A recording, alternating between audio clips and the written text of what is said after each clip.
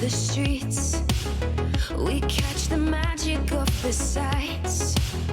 We breathe again with the neon from the heights. Tell me, did you ever want it? Just to stay here by my side. It's the magic of the moments under the sleepless sky. Tell me, did you ever feel it? A static touch beneath your skin. It's the rhythm of the heartbeat, so deep within. So sleepless nights, so lonely night. Starting from the early midnight, straight on to the morning light. So sleepless nights, we can't deny. Waking a spark of neon moonlight, just like strangers up to life.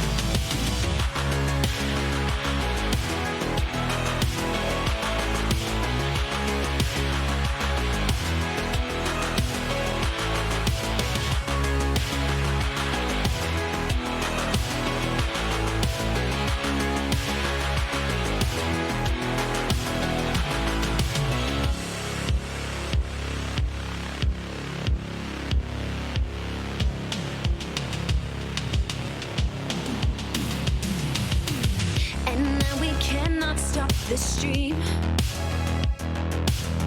We light the arc, we change the gravity. Surrounded by the shining signs, we dream again how we could stop the tide. Tell me, did you ever want it?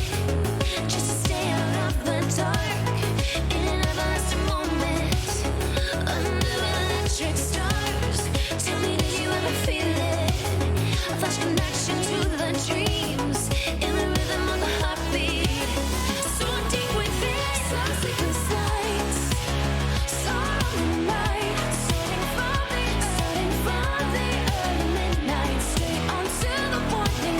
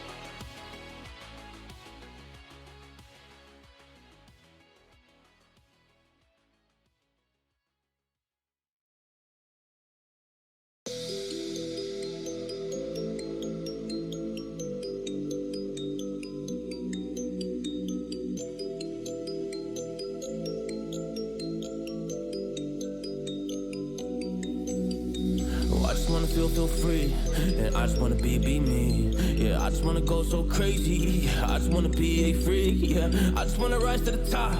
Yeah, I just wanna go reach the peak. So I've been really well focused on success. Hey, y'all will see. Yeah, you'll see that I will get it. Cause I'm really focused, man. I make it with the rap and I just follow my path. I just follow my passion. To me, this is what's precious. Yeah, in my soul, man, I can feel it. So every single verse, man, I just gotta go and kill it, man. I gotta be the kid. I could be the guy taking you wild. I could be the villain, but good as a kid. Lately, I'm painting my path on my way. Yeah, I got no time that I can waste. So I've been sitting in the space. Yeah, making rest every day, man. You know that I go insane. Yeah, I hit you with a bullet to the brain. Let us stop first, cause we going insane.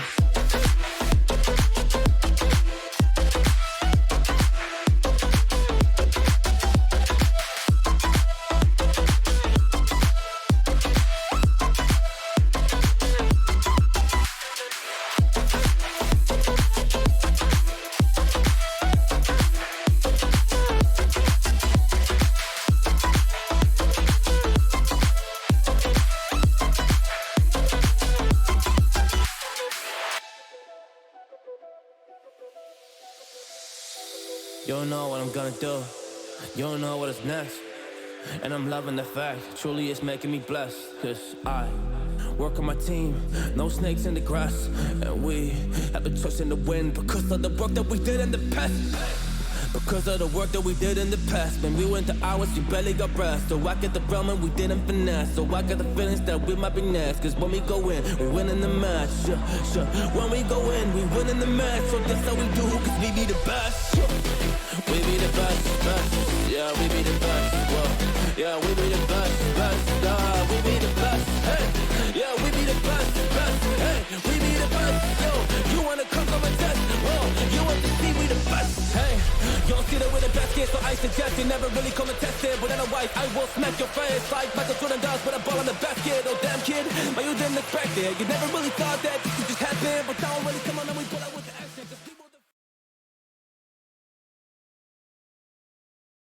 Hello, everybody, and welcome to tonight's VAS broadcast. Of course, the wonderful series here we have of pre-made teams, Victoris Amateur Series. I am your host tonight, Becky Rita, filling in for the usual host. Yeah, I'm on again, filling in for another host in a different league.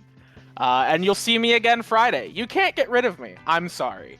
Anyways, on the desk with me tonight, I have Dodge and I've got Kevbo, as usual here, taking their places on the desk and looking good while doing it. Dodge, how are you hanging? How are you doing right now? And how are you feeling about tonight's matches?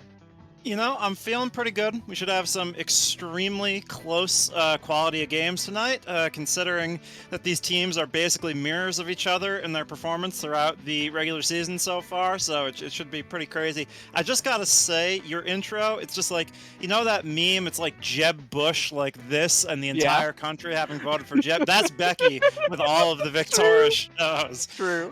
So, yeah, it's Becky domination. You can't escape it, and you know what? Who would want to? Anyway. I'm sorry.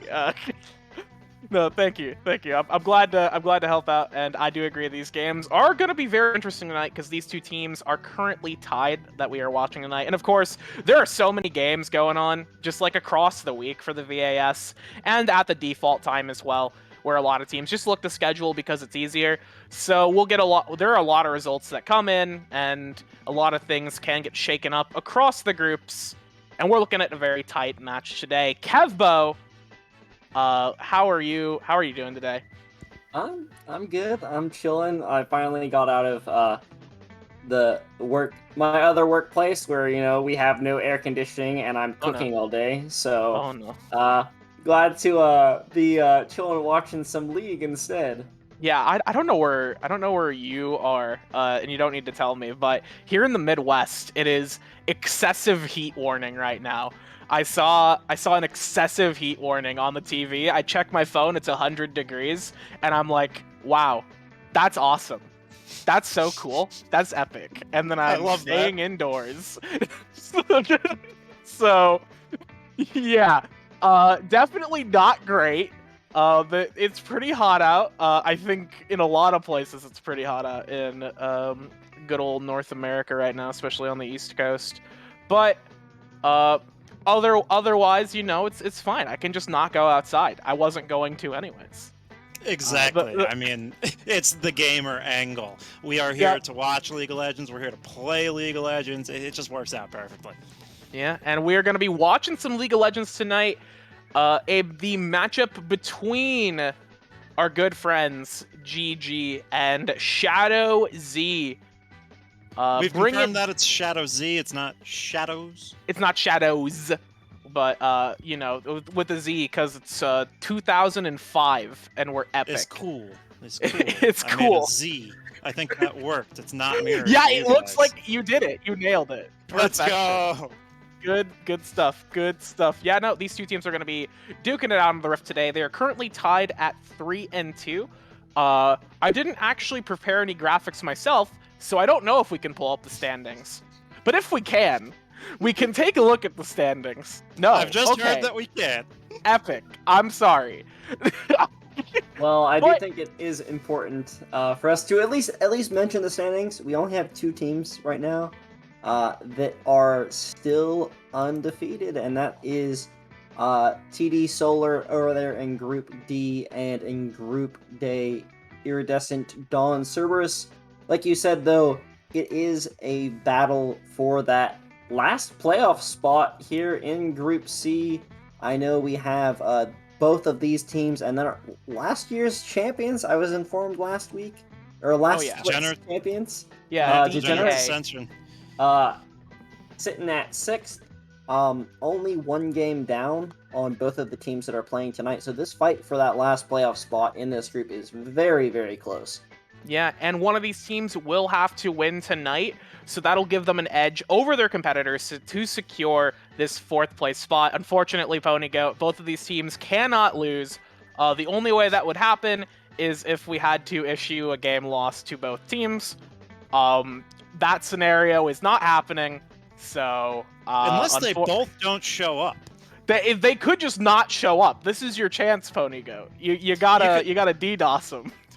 Nah, hop in the DMs. Just, post some manipulation. Oh, did you guys hear? They moved VAS to the default time of Friday night. Guys, did you know? Does anyone else? VAS just got moved to Friday? Wow, that's crazy. This week's canceled. Did you hear? It's so weird, right? Don't play your games. It's Merry Gurfmas. No, you don't need to show up. We're actually gonna all have a concert at Gurf's piano bar tonight. All right, that's what's gonna happen. There's no games. Now you've roped him into this. As production is telling us that they are okay. And we're off the rails. Anyways, so looking at these two teams tonight, I think that because of how intense this matchup is going to be, I looked back at their match histories to see what games that these teams have had that may showcase that they have a better edge. But unfortunately, the only game that is different between these two teams is GG has a win over DEA, and Shadows are fighting DEA next week. So they don't really have any wins over top table teams right now. They've both won against basically the same roster. So yeah, it's like misfits. Exactly. Yeah. It's the clear line of demarcation, right? They beat the teams under them. They lose to the teams above them. They've basically had the same match record against the same teams. This is probably the hardest night of predictions I've had to do in VAS because there's not really much separating these teams. But I do know somebody who's pretty insane in the membrane with the prep. His name's Kevbo, and he actually looks at what these people play and what strategies they might bring out to the Rift. So, Kev, do you have any spicy intel for us that might lead us one way or the other in terms of sniffing out a potential victor here tonight? Well, let's sniff it out. What details have you got? Not really. I will tell you awesome. that they both look very similar. They both really like Seraphine for some reason. Both these teams have played Seraphine literally, I think, in multiple roles. Seraphine's the highest win rate ADC in the game right now, so that doesn't surprise me. Yes, ADC. However, it is important to note Shadow Z has switched their roster a lot this split. I believe the first 8 games has not been their current starting ADC. So they've been switching around a lot. I know that their support player has played Sion and Hecarim and Yone in the first few weeks. However, on the Going Ghost side, I also have written next to their support, what even? Because there were 3 champs that were support champs in all of their accounts that I had seen played. So it's all right. You know, you don't need to be a support player to play Nautilus. You just need to hit the Q key. It doesn't matter. Preferably also the R key, but the Q key is generally good enough. You know, and I guess if you're just going to be clicking the Q key, you know, you could play Blitzcrank and just try and coin flip the game. Play Crank. Let's bring him out, the boy. I just lost to a Blitzcrank. No, I had a Blitzcrank on my team and they were terrible and we lost. So that's because you were playing with the young prodigy Kevbo over here. Yeah, I wish I was. I'm gonna be honest. I wish I was. But before we get into tonight's match, because we're getting reasonably close, and we can take some time to talk about both our predictions and our thought process as to what goes into these predictions. And if you don't have a thought process, good luck. Improvise. So let's start with to give Dodge time. I'm gonna start with Kevbo. Kevbo, what is your prediction for tonight's match between Shadows and GG? Of course, give us the winner and the game score out of 3. We've had every single series go to 3 games, so both of these teams are getting 1 win. Okay, I'm gonna say it now. Both of them are gonna get 1 win. However, I think it's probably going to be Going Ghost that picks up that second win, so I'm gonna give it to them 2-1. They just look like they actually play their roles. Okay, that's a good start. Whereas the OP.GGs on the side of Shadow Z, and the game history is all over the place. You know, like I said, their support has played their first 5 champs that they played were Set, Sion, Hecarim, and Yone. Base! Come on, this is a good sign. So they're just a bit all over the place, and all the subs going in and out, it just seems like they're maybe a little bit disorganized, so I'm gonna have to side with Going Ghost. Plus, Among Us. Among Us. I mean, look, Kevbo takes the words right out of my mouth. I had 2 prime reasons for going with Going Ghost here, one of which is better name. I mean, Danny Phantom reference, can't go wrong. And second, of course, is Amogus, Sus, Amogus, Sussus, Sussibaka. I mean, these are facts. You can't dispute them. There's a reason this happens. There's a reason why they're going to come out 2-1, by the way. I should specify that, because every series goes 3 games on the VAS. So, awesome. No, it's got to be Going Ghost. I am glad to hear that my completely arbitrary reason for predicting Going Ghost is backed up by the science of Mr. Kevbo himself saying, well, no, it looks like these guys play their roles, and they're possibly a little bit more organized and consistent. So I'm glad that my intuition, once again, does not fail me here in the VAS. I'm going with Going Ghost as well. Of course, the intuition never fails. I suppose I have to give my prediction too. I don't know if I'm supposed to, but I'll do it anyways. You know, I'm very convinced by the fact that playing your roles is important to actually succeeding in League of Legends. That's a very compelling argument. However, you don't want me jungling, I'll tell you that. However, I think when you have players in off roles, there's a better chance that you get something that, as a team that you're trying to prepare against, you end up against something that you're not prepared for. And you end up against something that completely catches you off guard. And in a best of 3 or a best of 5 series, we're playing best of 3s, you're kind of forced to just ban out the thing you don't have an answer to. And that gives the other team an edge in draft. Even if it's like a very temporary edge, I guess. So, you know, I'm not going to say that will give Shadow Z the edge here. But I'm gonna be different. I'm gonna predict incorrectly just to be different. And if I'm correct, I look like a genius. So I'm going for Shadow Z. I believe the power of the classic saying, "How can your enemy know what you do if you don't know what you do?" That's the classic League of Legends mantra. I believe from I'm a Cutie Pie, the North American legend said that in relation to their matchups against Europe. So it's got to stick. It's the truth. And I personally believe it. I'm wrong, but I think it will be very interesting. And let's just go with 2-1, because I believe you that every series goes to 3 games, and this is going to be no different, regardless of me being here. In fact, I wouldn't be surprised to see some more 50-minute fiestas, because games have been going on for very long. There's very rarely you get like a 20-25-minute stomp, but with teams this close, I feel like we're not going to get stomps tonight. We're going to get some nail biters, some real slobber knockers here on the VAS, and we're going to be here a while. But we are going to be having a good time while we do it. I believe right now right now we're currently just waiting for players to get into draft. When we get there, at the very least. They're about a minute out though, so before we get rolling, is there anything else either of you want to add in about this match before we get into it? Maybe some picks that, I know Kevbo, you've done the research, some picks that you want to see, some picks that you think are advantageous for these individual teams, or some maybe of these spicy picks that I'm theorizing could give an edge to Shadow Z going forward.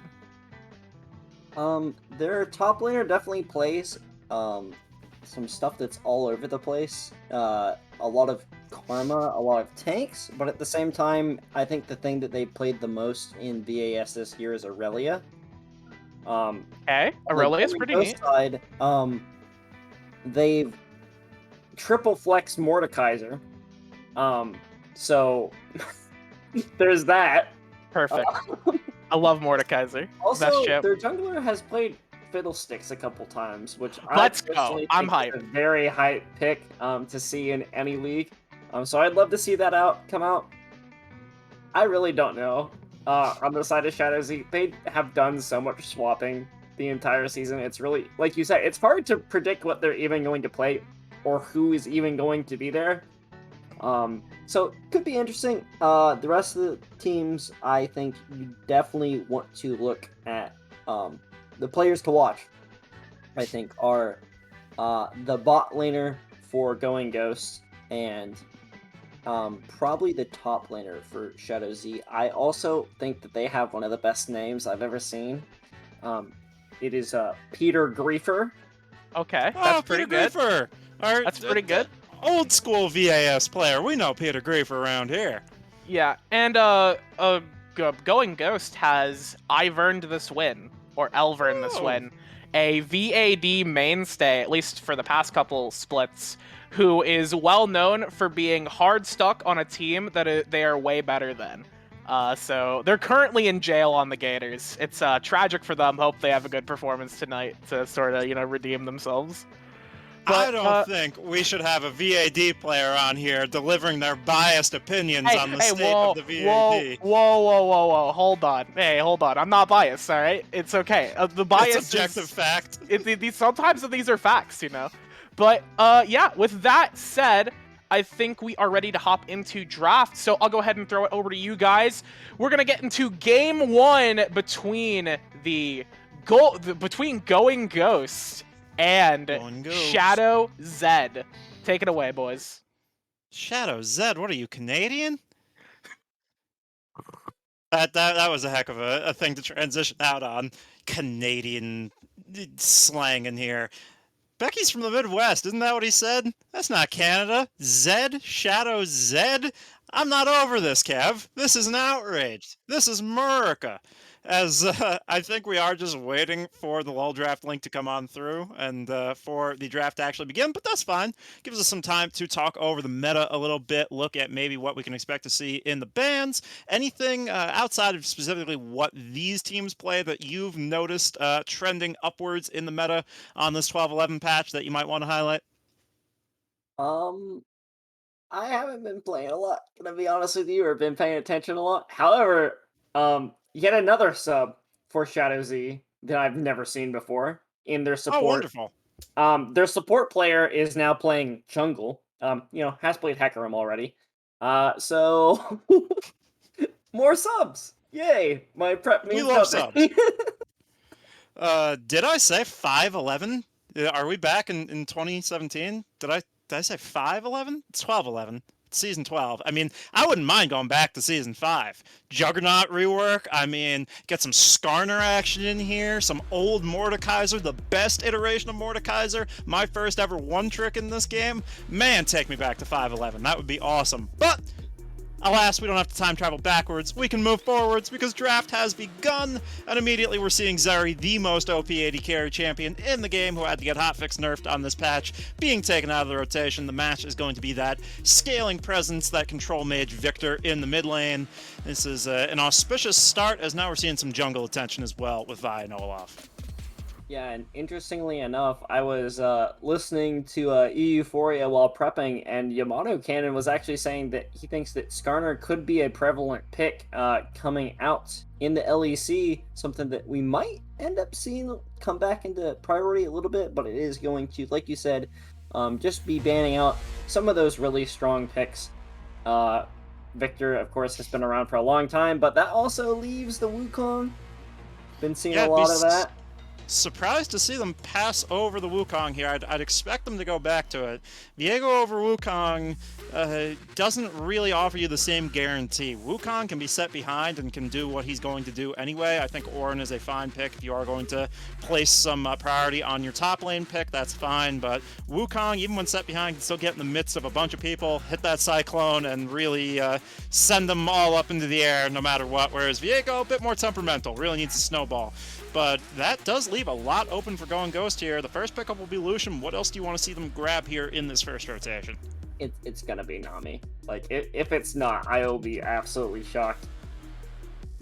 Yeah, it's just Lucian Nami. Nami is Very also well in done. a really good spot right now, I think. Yeah, absolutely so. Enchanters feeling real good with Grievous Wounds down to 25 and 40%, I think, is the new state of Grievous Wounds healing reduction in this game, which is wild to me. I cannot kind of cope with the fact that we're in a world where Grievous Wounds is weaker than it's ever been. Doesn't make a whole lot of sense, but we'll see how it goes as the pro meta does develop, as that's going to be the Nautilus that Becky had mentioned on the desk coming on through for Shadows. Doesn't matter if you have a substitute support, that Q hitbox is a mile wide, the R is point and click, it's CC baby, right now, all the time, gonna be a good pickup. What are we expecting to see them round off this first phase with here on B3? Ooh, don't do that. I was gonna say I want to see an aggressive AD carry to follow up that Nautilus. Really, it is going to be the Samira come through. A little bit of an interesting pick. I don't think we've seen too much of it. And the Swain immediate lock, gonna come in. This is a flux as well. I'm just gonna say it now. This could go mid, top. They have both. Played a decent amount of it, it seems, in at the very least, norms. I've seen both of them have played it, but we're going to just have some more 80 or mid laners banned out here. It does look like, and of course, Lilia. Shocker.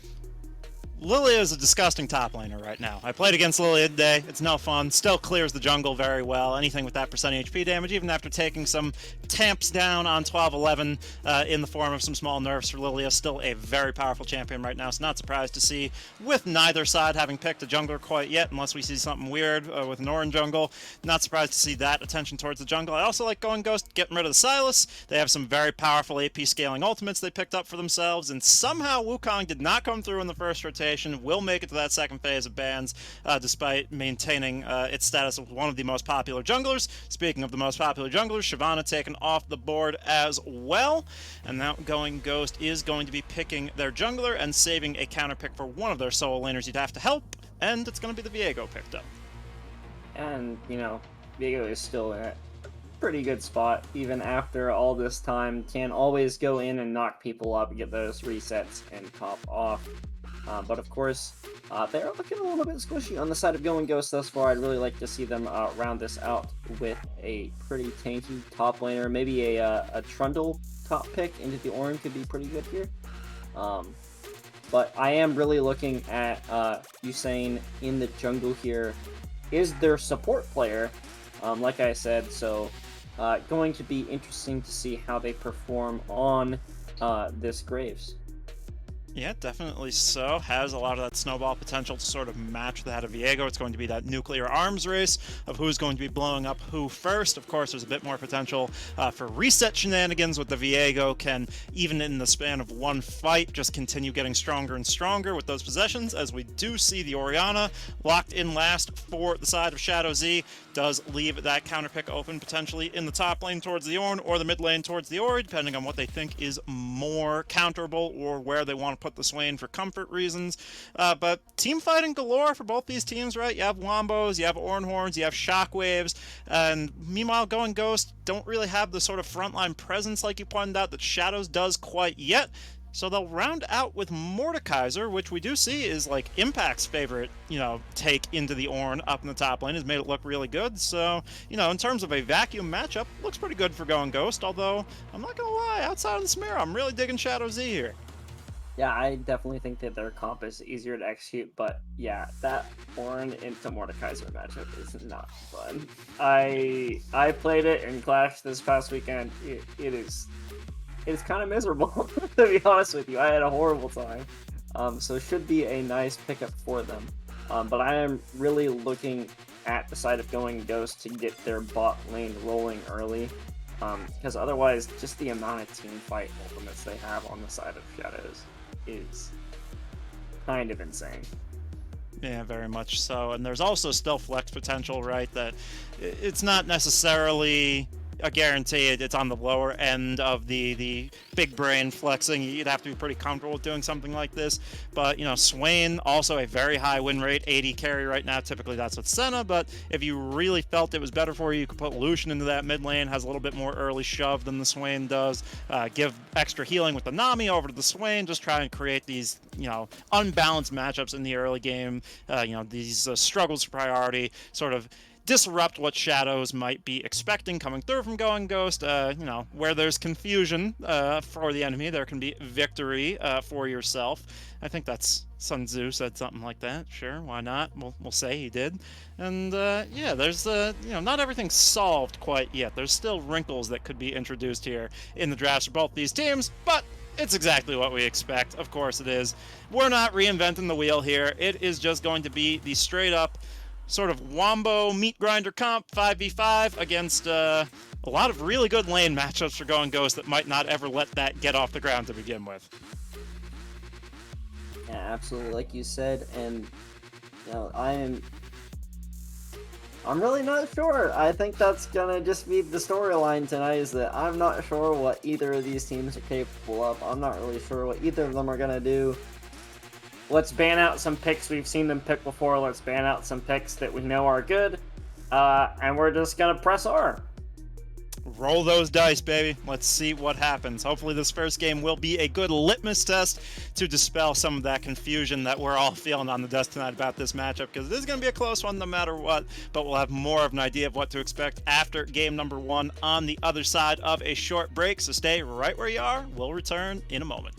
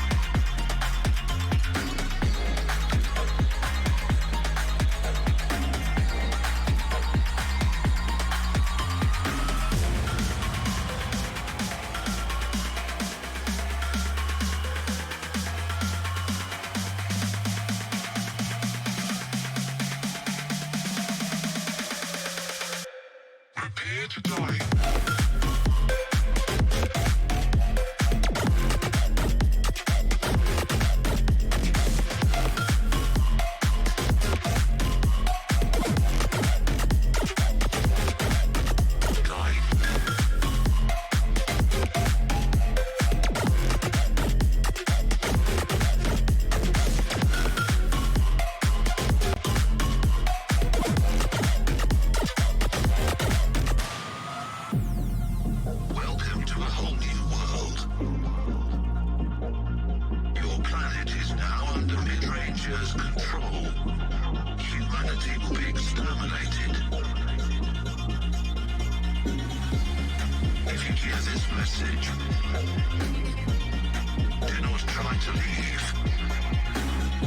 Do not try to fight. Do not try to resist. You will be eliminated.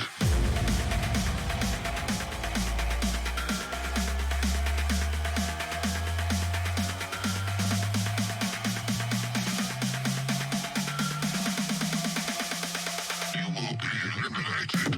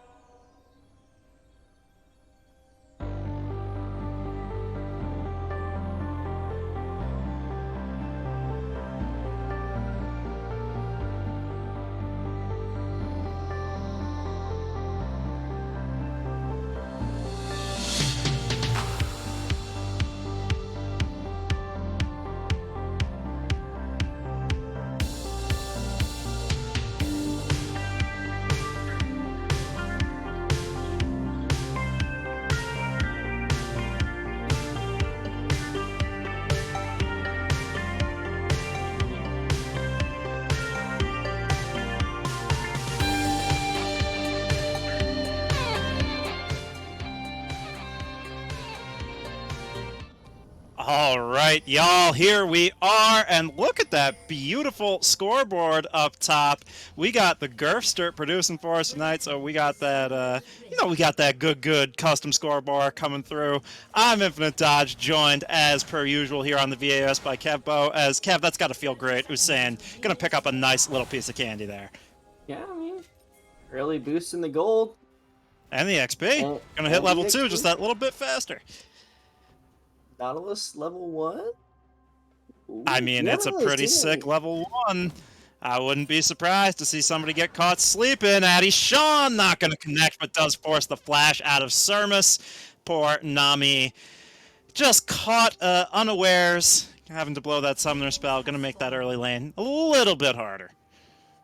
Yeah, absolutely. And of course, like we said, Usain, maybe in a bit of an uncomfortable role, has played jungle for this team this season, but is still their support player, at least on their roster. So, should be interesting to see how they do play around some of these subs. Of course, going to look like we're going to see a top to bot path from both of these junglers. Yeah, it makes sense. Both of these teams, in their own ways, picking their own very aggressive bot lanes that really want to snowball through the game. Lucian Nami, as far as an enchanter lane goes, is about as aggressive as you can get early on. I don't have to explain how aggro Nautilus and Samira want to get, but one thing that is critical is in all that fracas, Sermus's flash was blown in exchange for the deep vision that Vino on that Mordekaiser was able to get on the blue buff, so they know where Graves is going to be going, and you can see that the side of GG so far is conceding the push level 1. They don't want to be extended by the time that Graves is getting down around that bot lane.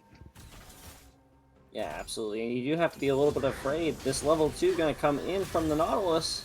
Yeah, that hook was very nicely done. The Glacial Augment going to find the slows as well, but not too much follow-up damage. Essentially a pretty even damage trade there between Addy Sean and even this win. So nothing too crazy going on. Now it's going to be the pseudo freeze. If they can hold it there, it might bounce back out.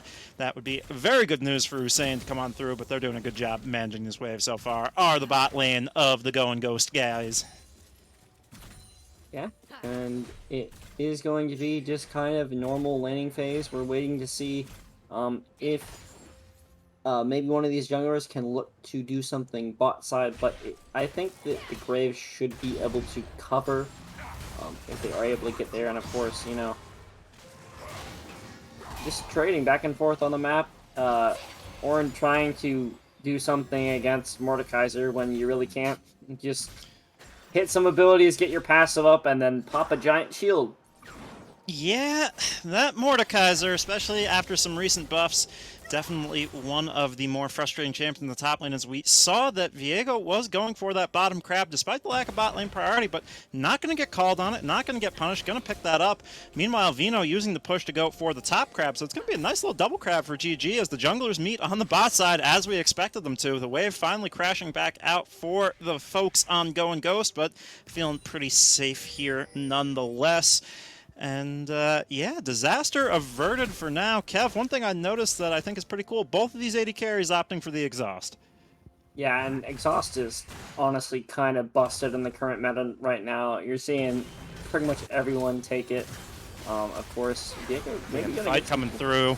Yeah, that's Ivern this win trying to cut it back, but look at Britannicus staying around, so that's going to be the flash forced on the other side. Not the biggest deal for Addy Sean, does have that Hex Flash, of course, on the engaged support, but a nice little bit of, situational awareness from Britannicus to stay down there in case a play was going to be forced on the back of an overshoved wave there.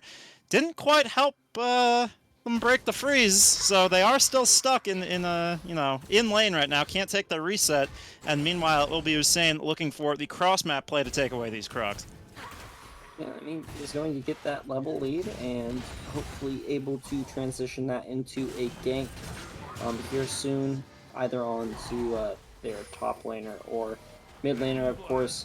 Not really going to have an insane amount of damage from either of those members of SHZ in the early game. And, Orin can surprise people, but into this Mordekaiser that is able to get that giant shield does make things a little bit harder. Yeah, Vino won that. He was fishing for the back cancel there, but still, got a great wave position for himself. Forced the TP off of Peter Griefer's reset. Can stay here for quite a while, and even off the first back. Doesn't have too much to fear. Can play the long game up in that top lane, pick up CS at a leisurely pace. And that CS differential is really what is making the difference here. It's very slight in the jungle, mostly through the mid lane, as we see Young Nats really popping off on this Orianna, using those enhanced auto attacks from the passive to show up with some decent CS per minute numbers, and that's about the 100, 200 gold lead, in and of itself, just there with the Orianna farming. And that's something you always like to see, especially at this amateur level, if these members can farm well. We are going to get the Shadow Realm popped, though. Vino. Yeah, Peter Griefer tried to time that out with the Bellows Breath to go unstoppable so he couldn't be pulled in, but now he has the Ornhorn in response, but he's so low already. Vino sitting on the W. Will he have it in time to turn this around? That's the percent health damage from the Brittle proc, but it's not going to be enough as Vino has the flash as well to hunt down that first blood. Mordekaiser just does so well in these melee versus melee matchups. It was never in doubt. Yeah, shield diff. I told you all, I played against it in Clash. There is not a point in this game when you, as Ornn, can kill the Mordekaiser unless your jungler is also there, or the Mordekaiser is really low or has really, really misplayed. It is really hard to win these matchups, just because even if you're both level 6, as soon as you press that first part of the Ornhorn, he can just get rid of it by sending you to the Shadow Realm. But it will be a push-in. Ooh, nice hook.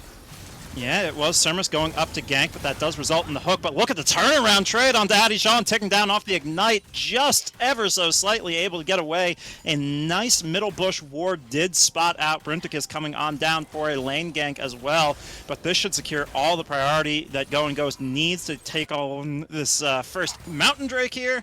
So that's, in the end, still a very advantageous play for the ghosty, ghouly boys. Yeah, and Ornn is going to try to farm a Q here. Is actually going to be let up to the wave a little bit there. But, this lane is now going to be very hard for the Ornn to win. Going to need a significant amount of help. And we're just going to, I think, go back into a pretty normal map state. Of course, we are going to have that Rift Herald coming up here soon. But is going to really just be back to normal laning, except for, In this case, normal is Peter Griefer having a miserable time at the hand of Vino's Mordekaiser. But is it an overextension, as Hussein is here? But the Death Realm will be available very soon if he can tank through this damage, this early game damage from the Graves. It was the attempt at the little tech, the little backwards claw, but it won't be enough to save Vino's life as the last tick of Ignite takes him out. Very well done, knowing the damage there from Hussein, having that red smite going forward. That is, and the combination of the nice Unsealed Spellbook play from Peter Griefer as well. Yeah, and we go from shield diff to jungle diff there on the top side. Able to get that turn back, of course. Going to see a little bit of a roam towards mid lane for the bot side of Going Ghost. A nice bubble, though. Yeah, I mean, look at Sermus on this Nami. Absolutely insane as they get a kill in the mid lane. Do Going Ghost there with the double roam up. They're conceding a plate for it, but that's well worth it to get Kilgar Swain in on this party. Keep that snowball rolling. The gold stays equalized, but Kilgar going to get a nice reset after crashing this wave. Very well done by Going Ghost. And they should have both of their ults still, so as long as you can bait out the wall there from Samira, it should be a pretty... Yeah, that was a good CC chain coming through from Adishan, but as you say, that ultimate was still available as we see Exhaust traded for Exhaust. These 80 carries trying to keep each other from doing damage, but Kiora's ult runs out first. The culling takes it down. Ivern going up one more kill here as the Rift Herald does get taken on the cross map as well. Victories across the board for Going Ghost, but Liz at least traded back by Hussein on the Graves. So very, very scrappy here in this early game. Yeah. Yeah, a little bit of overextension going to come in, but it is going to be thrown to a little bit of a play, and this is what I was saying here. We get that ult out, and at this point, Samira is going to go in and try to get the ultimate. Exhaust is going to come down, but the flash out into the calling return, just not able to get fully on top of the Lucian and shut them down. A little bit of an overextension there at the end from Going Ghost, and a nice turn, going to get them a kill in return. But really still looking like a very favorable early game coming out from Going Ghost in all of those pretty advantageous lane matchups. Yeah, definitely so. It was quite nice to see the Nami pop off there, as you had successfully predicted, right? Holding on to that tidal wave until it was most necessary. And then the exhaust timers just didn't really match up, right? The Inferno trigger. I wanted to call it the Devil trigger because that's what it is in Devil May Cry, but the Inferno trigger ultimate from Kiora not lasting quite long enough. Does get mostly exhausted, whereas the culling was started near the end of the exhaust timer, so most of that damage came through true onto Kiora not being reduced. And as a result, it was Ivern and Sermus coming out on top, and now the continued control of the bot lane river stays with Brinticus here. I do believe has gotten every crab so far in this game, so been able to keep up with this power clearing Graves very well. And was able to pick up that first Rift Herald as well. Going to be looking to see where they can get that one down. Of course, you'd love to see them put it into the pocket of the Lucian, get him rolling even further ahead, but can also just be used for some extra priority around maybe another neutral objective here. Yeah, possibly so. We will have to see how they do put that one to good use. One thing I'm finding very interesting here, just goes to show the power of cheap items, is this Graves has rushed Umbral Glaive, Kev. Yeah, I mean, we saw it a lot at MSI, but is apparently still something that we like to see come out on Graves. We'll have to... it'll be interesting to see how that does get used. Of course, you know, just being in the jungle, you're going to find wards a lot, so it can be a pretty advantageous item. Yes, we saw Vino, I thought it was maybe the Death Realm, but it looks like that is still up and available. I thought it came off cooldown. Instead, it was just a little bit of a tickling trade back and forth, a little bit of a game of chicken, a test to see if anybody was going to overcommit to a play there. It was Brinticus around the top side, ready to come through and help bully this Ornn if need be, as that claw just barely misses out onto Peter Griefer.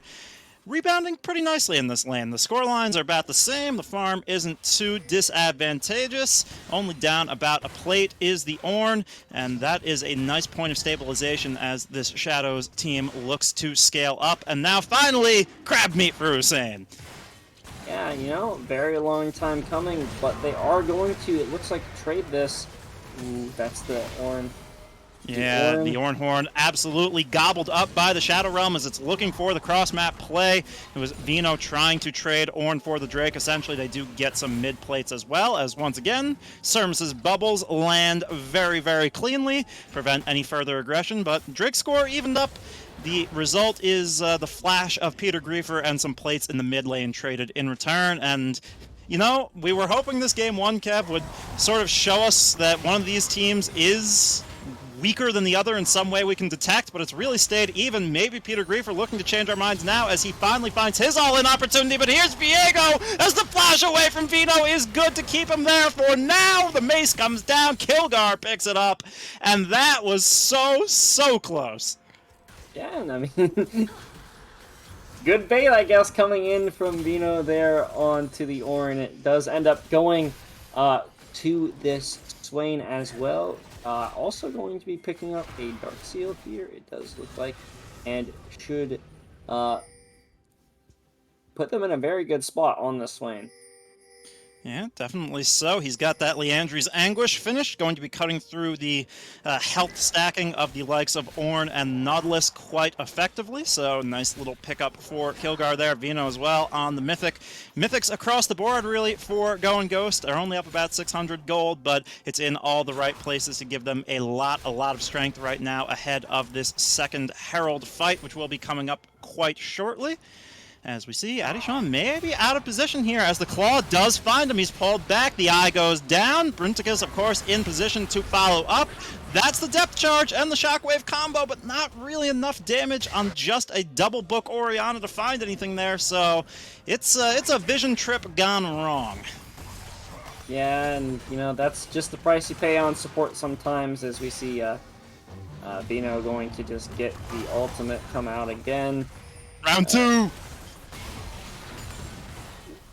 We got Vino run away here. He's actually going to pull them back under turret as it's the ultimate needed from Hussein there to actually live on through.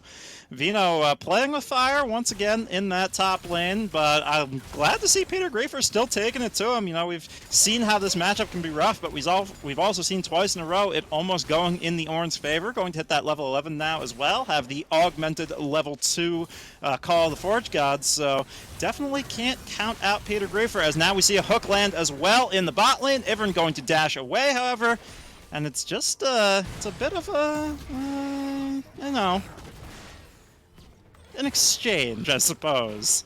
Not a very good one for Shadows, that's for sure. Yeah, and Lucian Nami just doing their thing. We did see the Rift Tail get picked up here. Ooh. Yeah, that's a shame, though. Hussein got a little greedy gust, went towards the back of the pit to clear out the vision, didn't go over the wall, didn't run away, just going to get trapped where he cannot get away any longer. But now we see another trade in the bot lane. They never stop fighting, and they never stop winning to Go and Ghost as they pick up the 2v2 sweep in that bottom lane. Yeah, and, you know, they're just winning these lane matchups that we talked about in the draft. They have these advantageous lanes, they're playing through them. They might have lost, you know, Rift Herald, but I mean, I've gotten almost all the Scuttle Crabs, have gotten almost every other objective, and the only other one that they traded almost 4 tower plates for. Yeah. So, I'm feeling pretty good on the side of Going Ghost. Got about a 3k gold lead here at 17 minutes. Yeah, as we do see, it looked even for a while, right? We were talking about neither of these teams has really established themselves quite yet. We were expecting Go and Ghost to be better over the course of the series, but now it is firmly in their favor as we see Vino once again taking the challenge of the jungler. Here comes the Call of the Forge God, but it's not going to do too much as there's no follow-up. Peter Griefer was a bit too far away. It was the lockdown onto Graves. It means Go and Ghost is just continuing to sort of explode forward in this mid game here, and they're not done yet. They're chasing forward onto Kiora, but no harm, no foul, gonna get away. Yeah, and Brinticus, you know, is there to cover his top laner. Always nice to see when you can bait someone in. And honestly, we've been seeing a lot more top lane action than usual here. Nautilus going to land a hook. Yeah, this is Sermus maybe in the wrong place at the wrong time. The ball goes down onto Addy. It was a nice sidestep onto the bubble. Can you find the hook? Can you connect into the shockwave? Yes, they do, but they don't even get the pick yet as the flash was still there. The tidal wave comes out. The bubble once again finds multiple members. Here comes Kilgar. They had a chance to maybe find something, but now they're burning down. They call in the reinforcements. Here comes the TP. They're being chased through the river. Vino slowed up. Peter Griefer is going to be here. Call the Forge God not quite off cooldown yet. They're dancing around this Drake. Are they going to start it up? Yeah, I mean, they are in an advantageous spot when it comes to health bars on the side of Going Ghost, but they're going to drop that Rift Herald, try to get some cryo, but it looks like it will just be bursted by the side of Going Ghost.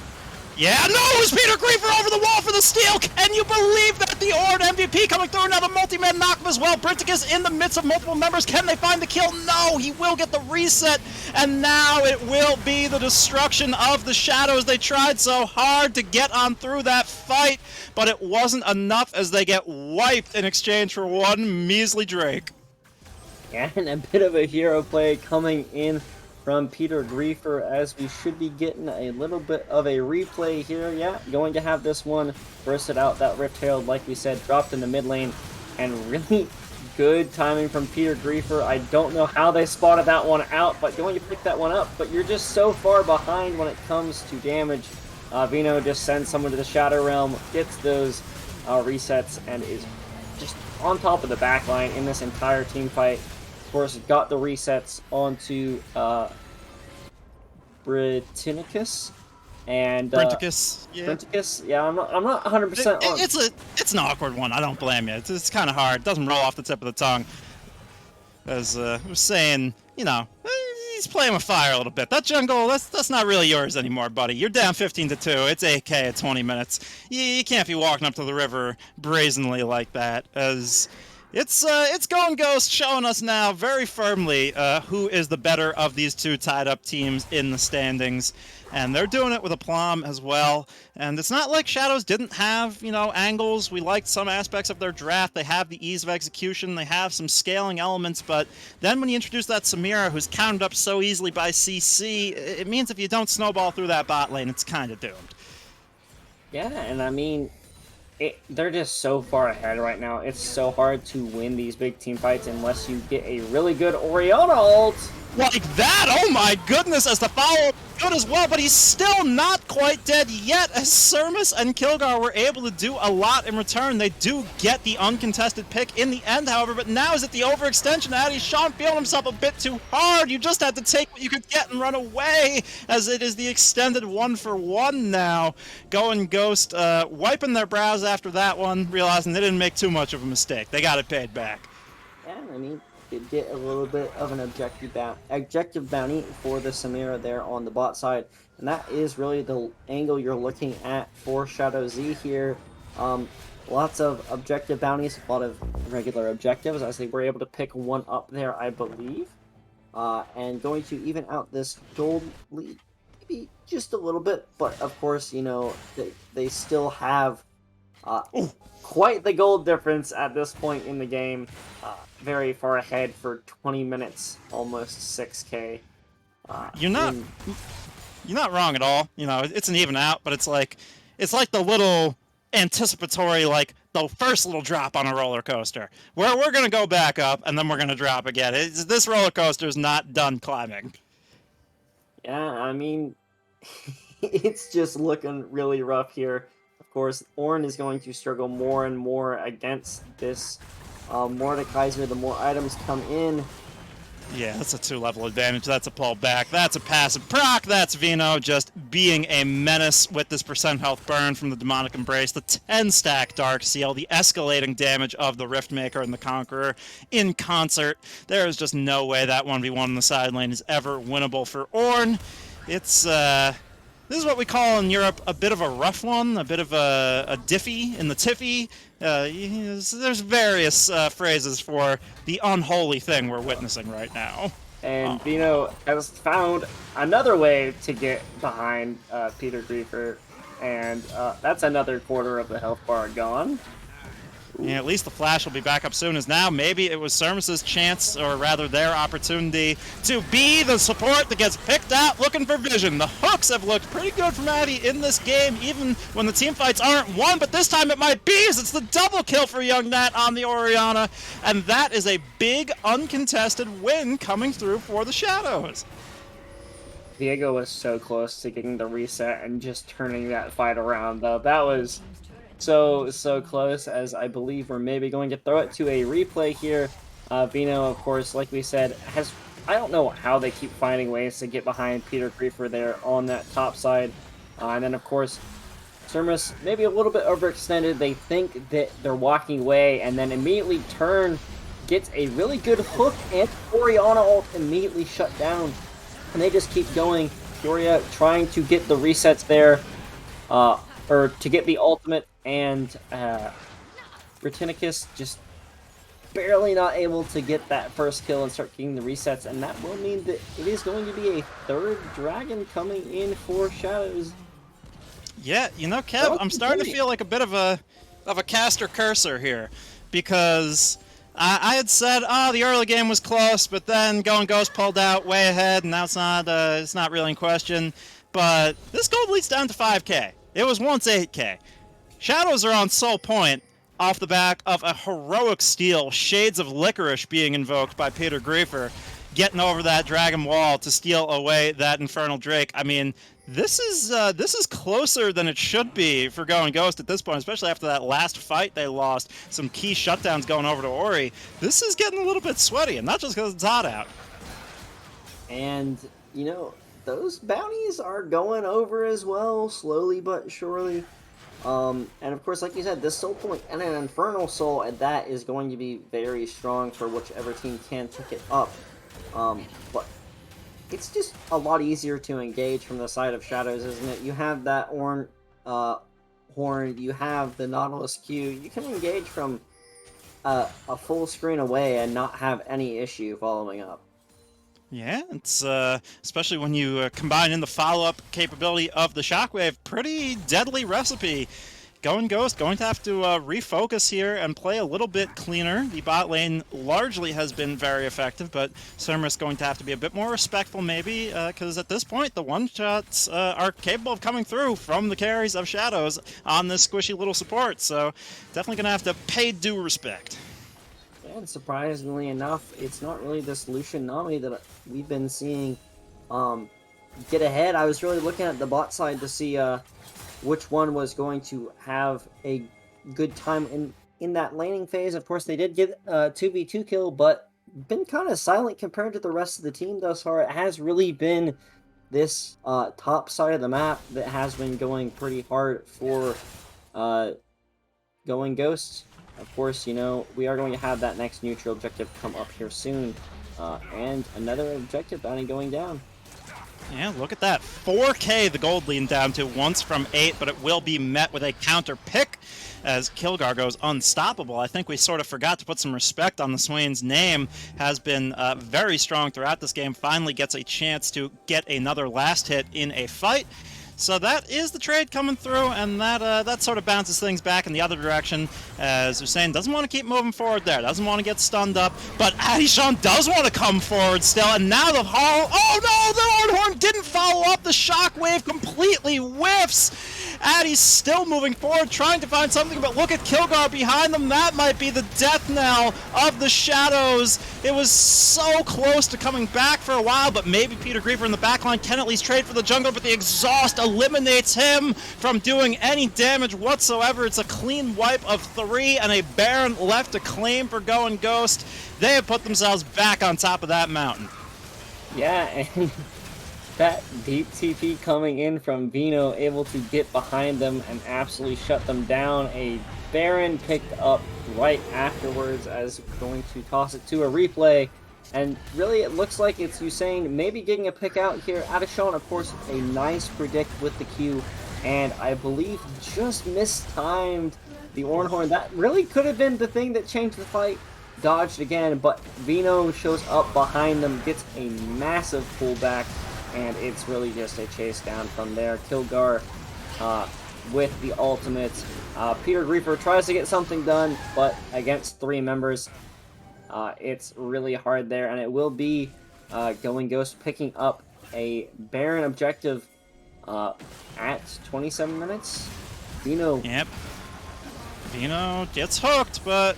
Oh, actually, the Shockwave going to land, and there's the knockup. Peter Griefer with the redemption, and now let's see if he lands the Ornhorn this time. Yes, he does, on the back of 1 shutdown already. How did it happen for Going Ghost? They just picked up Baron. They had 7k worth of extra stats, and they walk into the enemy jungle and get aced. I mean, Kilgar's still here, but not for long, as it will be Young Nat finding him, and now the Infernal Soul spawning in 25 seconds is all but confirmed for Shadow. And all of the shutdowns going over. Another replay. Fino feeling way too good on this. A nice knock-up. The Ori ult into the knock-up from Ornn was insane there. And then Ornhorn comes out, easy chase down, and got another double knock-up onto the bot side. And, you know, Orianna in the back, or sorry, Samira in the back line. Just easy kills. And Infernal Soul, like you said, going over to Shadows. It's absolutely insane. We've cast some pretty crazy games together on VAS, Kev. This might be one of the most insane ones I've seen so far. I mean, Shadows at this point have to be favored in this game. No, they have an Uber buff. They have Ornn scaling with ornaments coming through. That's the 2nd ornament now given over. Peter Griefer, shy of 1 missed Ornn ultimate in 1 crucial fight, has basically been playing like an absolute hero all game long with the Dragon Steel, and then with that 2nd follow-up, which he wasn't going to let that opportunity slip through his fingers again. I mean, the Wombo capability of this team fight coming through from Shadows is so strong, and now it's not even like you have the stats through the pure wallet advantage of Going Ghost to counter it, but they might have a pick at the very least as the tidal wave comes through, and it was a good usage of the reset mechanic on that Spirit coming through from the Viego to keep himself invulnerable for a little while, so that's one pick picked up for the side of Going Ghost. And I'm just going to stop saying that one of these teams is playing well, because it seems like every time I do it, they do something a little bit grief. Yeah, and, you know, I think a good map play coming out here from Going Ghost, send Vino to the bot side where no other members are, going to pick up another tower here soon, hopefully. Will, of course, get answered.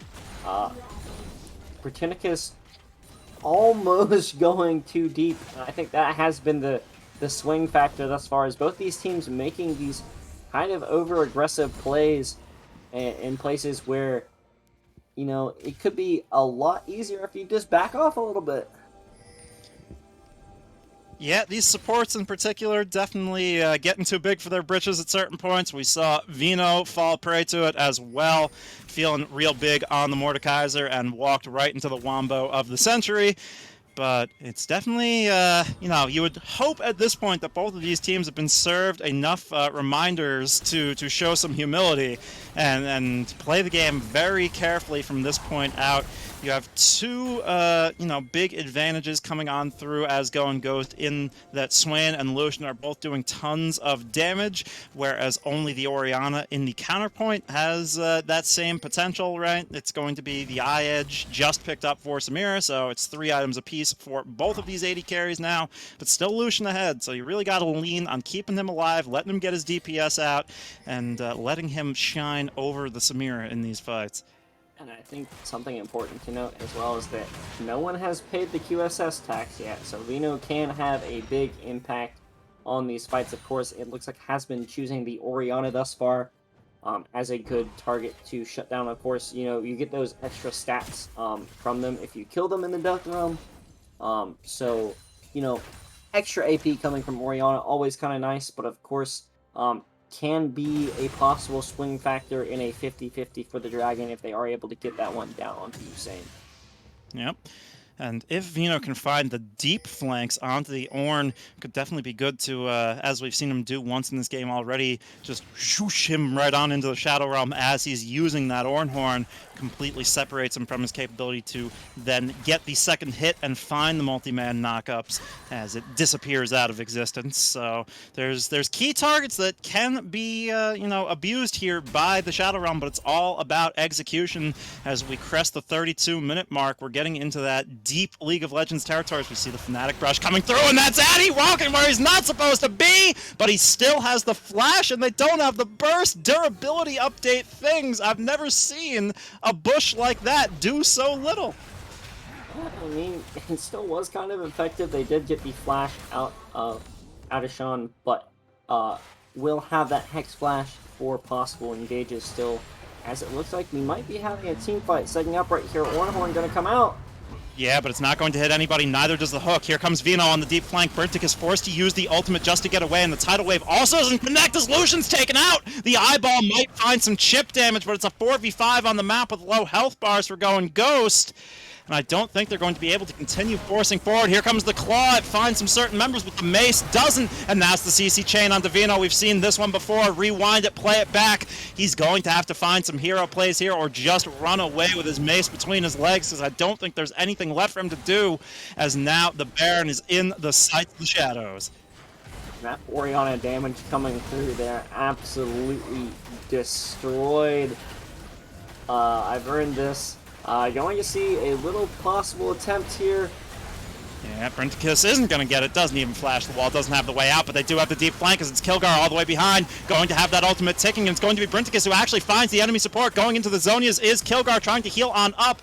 Remember, that ultimate will tick for as long as you can get it to continue now on the reworked Swain, as it's Kiora caught out by the bubble once again. Sermus has been absolutely deadly accurate on the Nami, but it was the Baron going over to Shadows despite the 2 kills. Now a flash force. Peter Griefer going to use that call of the Forge God. And once again, it's a scrappy sort of engagement here. I'm not sure who comes out with more advantages off the back of it.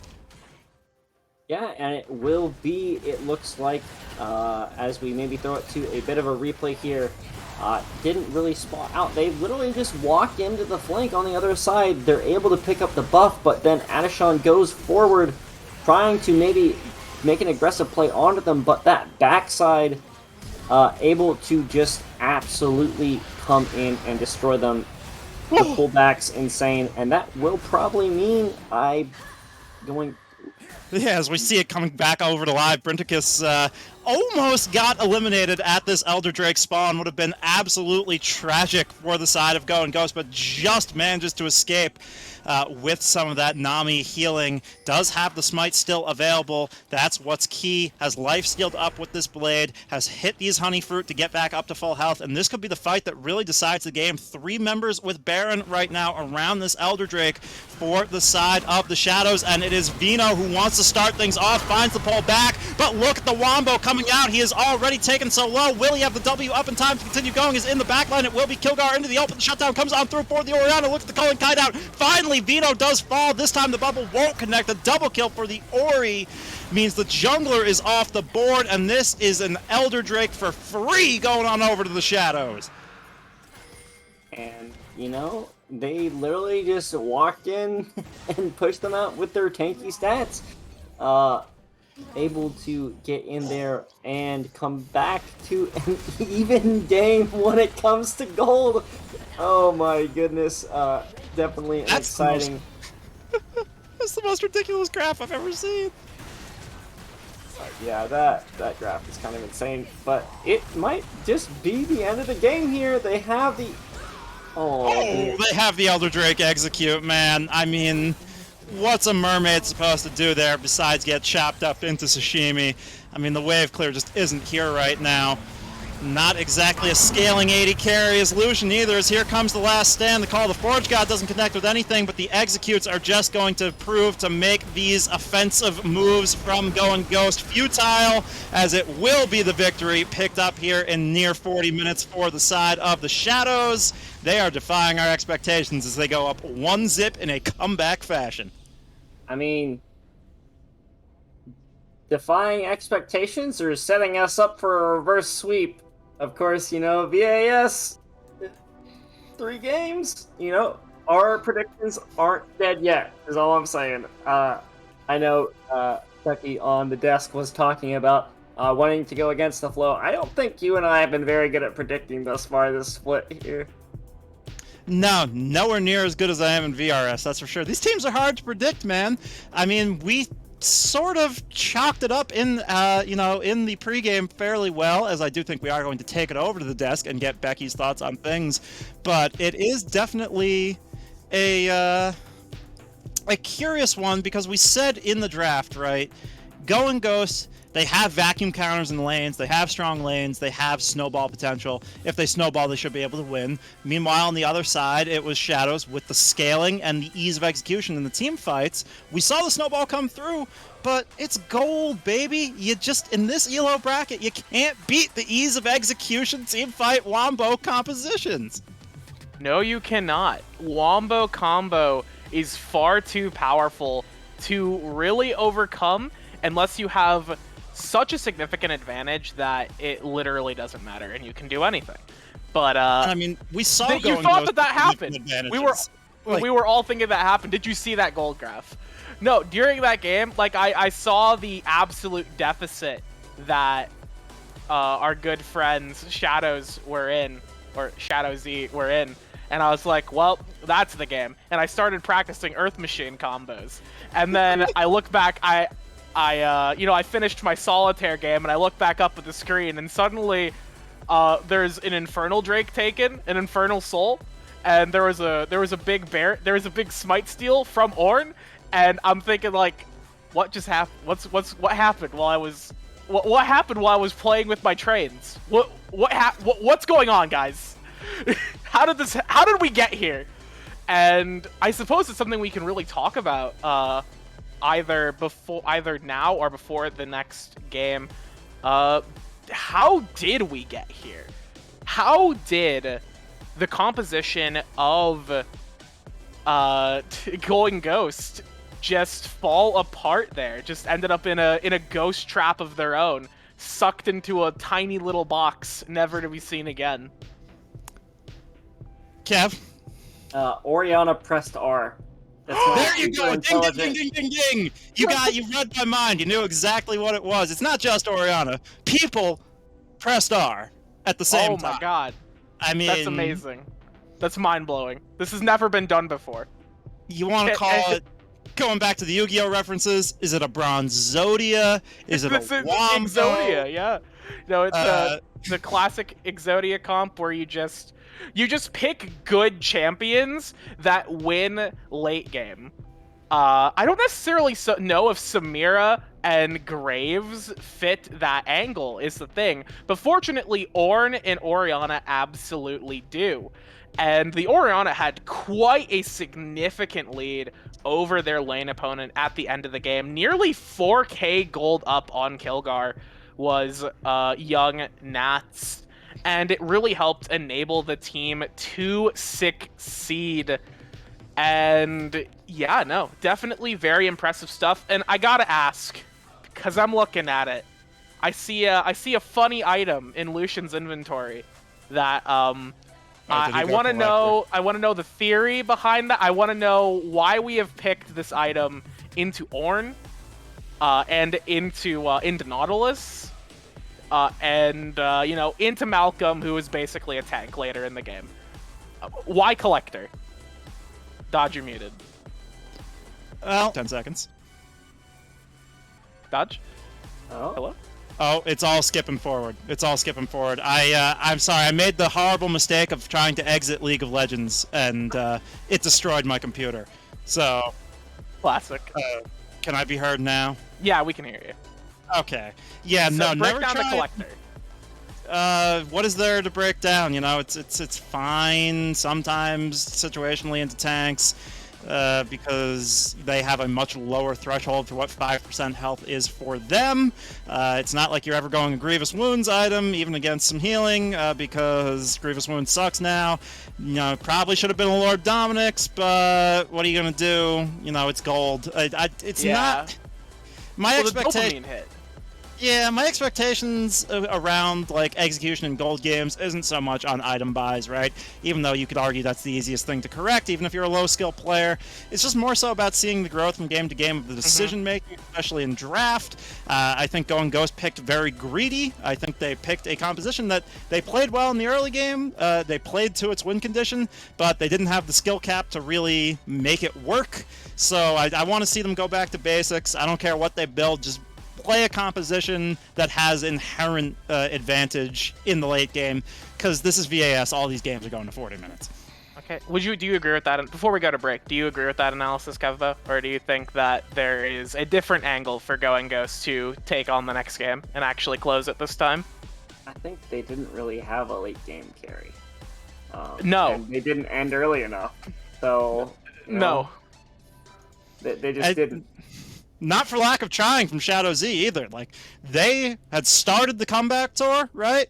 And then they had a big throw in that fight where Peter Griefer, it's the one mistake he made all game. He couldn't connect on that second call of the Forge God, and it went right back in their favor. They could have played cleanly from there on out, and they got a second chance at life, which is something that not a lot of teams get, and they still couldn't capitalize on it. So just play things that are going to win in the late game, because then, you know, you have endless insurance policies instead of just one. Absolutely. You know, when you throw the ball, if the ball gets thrown back at you, don't spike it into the pavement.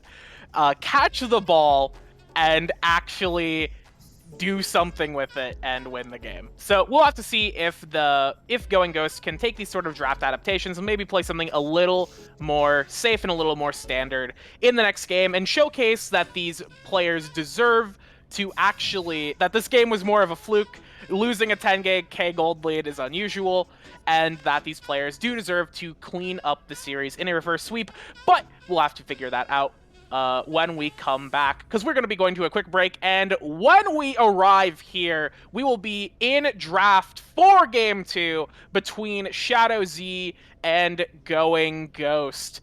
Thank you for watching, and we'll see you after the break.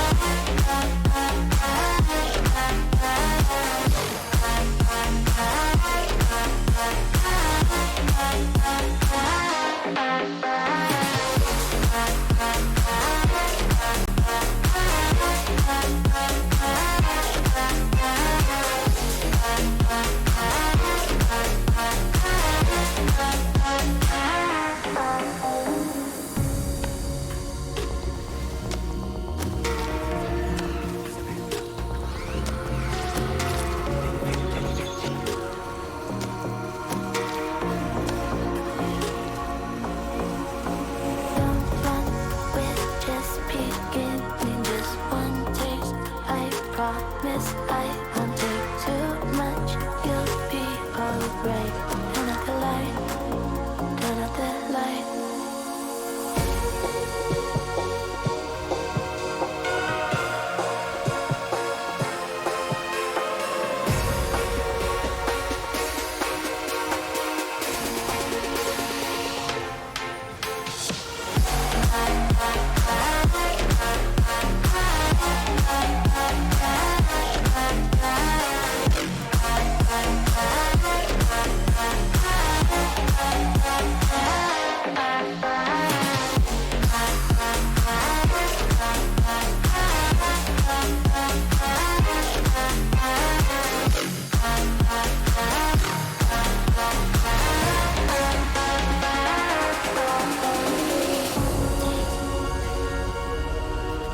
Just one taste.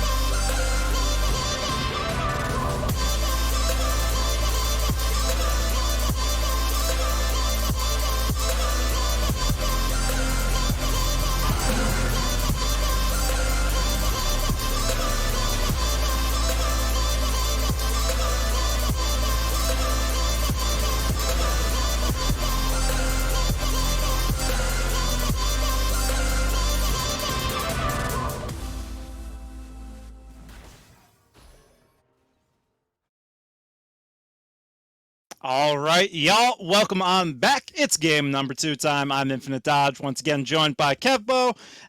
We have some adjustments to see here, Kev. There was some illegal stuff going down in game number 1. Hopefully these teams have been studying up on the law a little bit, especially going Ghost, and they stick closer to the letter of it. In a key point, however, Shadows potentially getting stronger because they're back to their main roster. I'm going to have Usain back on support. Of course, did honestly have a pretty alright game on the Graves in the last game, and of course, their sub had a pretty good game on the Nautilus. You know, did have a couple moments of, let's just call it typical support ant. It's something that happens to the best of us. Well, you know. I've seen Kaiser. I've seen Kaiser in the LEC do it. So I mean, can you really fault me?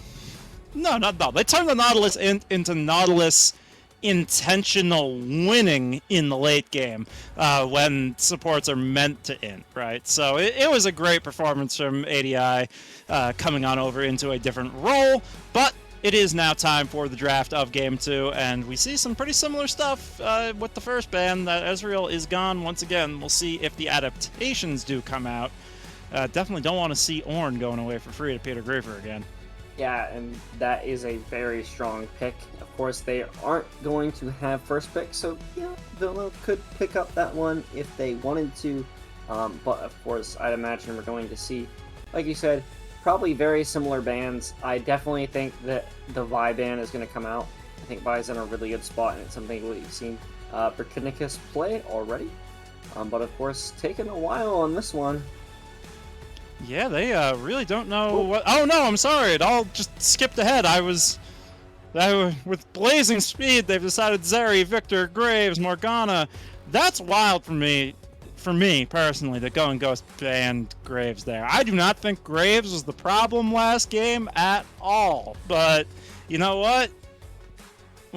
I'm not the player. They're not paying me the big bucks. So we'll see. We'll see if it winds up being the remedy that Going Ghost is looking for here in game number 2, as they do have that first pick available to themselves, and I like that a lot. They got themselves the Wukong.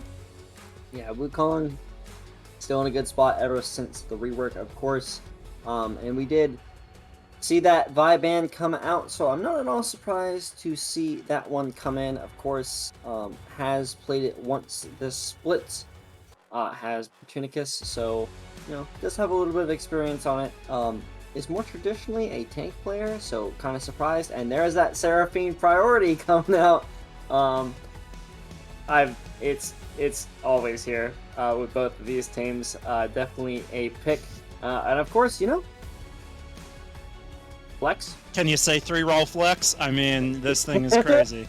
Seraphine's the highest win rate, 80 carry in the game. Pretty sure she's one of the highest win rate supports. You can play it mid. What can't this horrible abomination of a champion do? As they pair it up with one of its favorite buddies as well, the Olaf.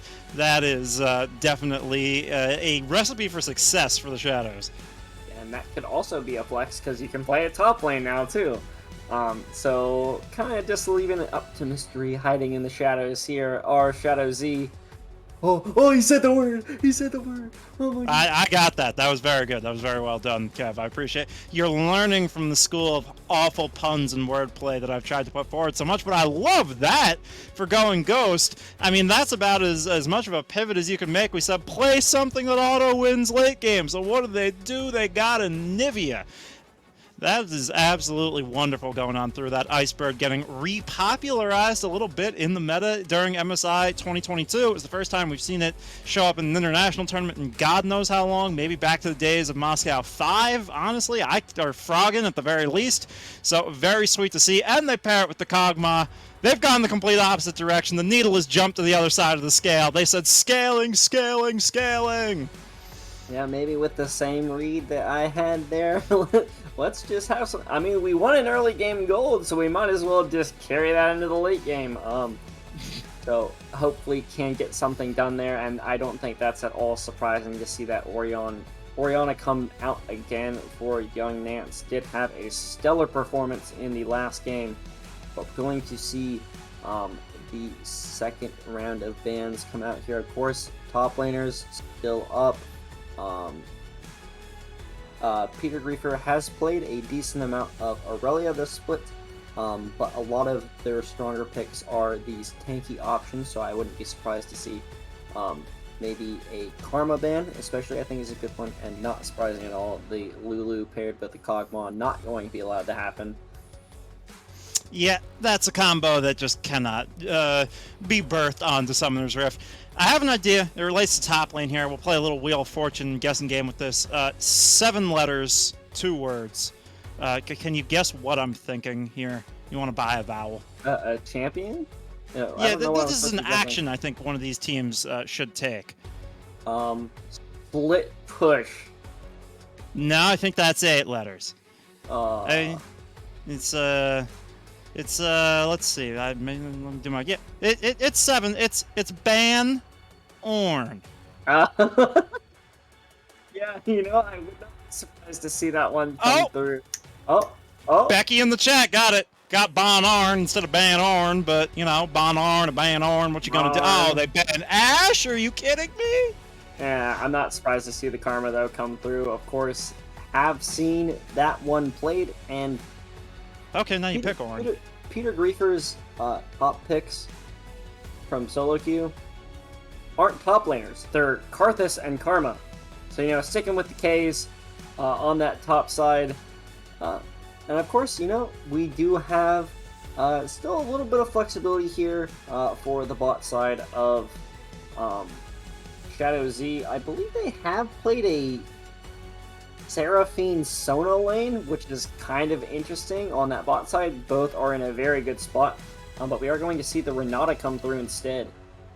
Yeah, we saw some absolutely crazy Renata play come out on VAS last week. It was an absolute highlight. Never seen Renata played that well in my life as I did in that gold game last week. So, you know, if you think VAS doesn't have some of the top level gameplay in the world, take it from this LJL caster. It does, as that's the highest win rate top laner in solo queue picked up for Going Ghost in the Tom Kench. And they have so much capability to protect their carries, but is Shadow's gonna do it? Is Shadow Z gonna pick up the Darius and try and bully this TK and hard counter him? Man, that would be exciting. Come on, do it, do it, do it, do it, do it, do it, do it, do it, do it. It's not Blitzcrank. I'm not excited. It's Darius! It's not Blitzcrank. I'm not excited. Oh, come on, bro. It's the Noxy. I mean, Darius doesn't have a personality, so maybe he's hard to get excited for, but he swing axe. He make you do bleeding. He will murderate you.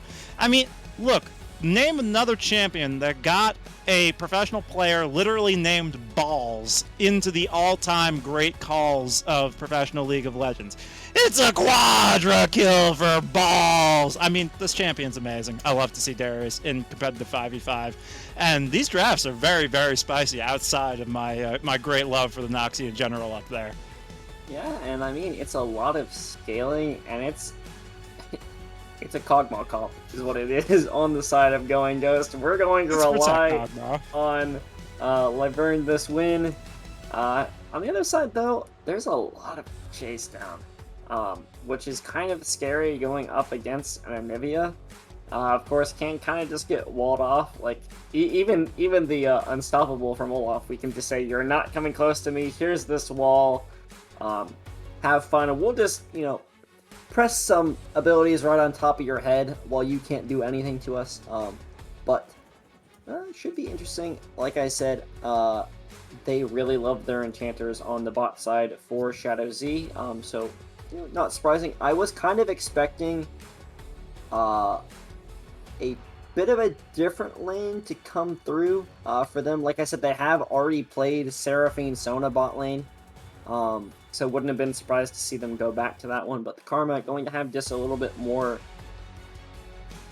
consistent poke, I guess, is what they're going for. Of course, yeah, can also just spam out abilities a lot more for the Karma. You want your shield spamming. If you're playing double enchanter with Seraphine, you need something that can spam shields, because that's how you get the empowered W. That's how you get crazy sustain.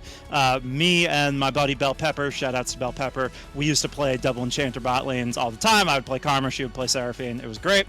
So definitely a tried and true combination down there. But both of these compositions are very spicy. I think it's pretty up in arms who's going to win. You can chime in by betting your channel points in the chat on which composition you think will come out on top here. And just briefly before we do throw it to our champ select delay while we load into game number 2 here, Kev, who do you got?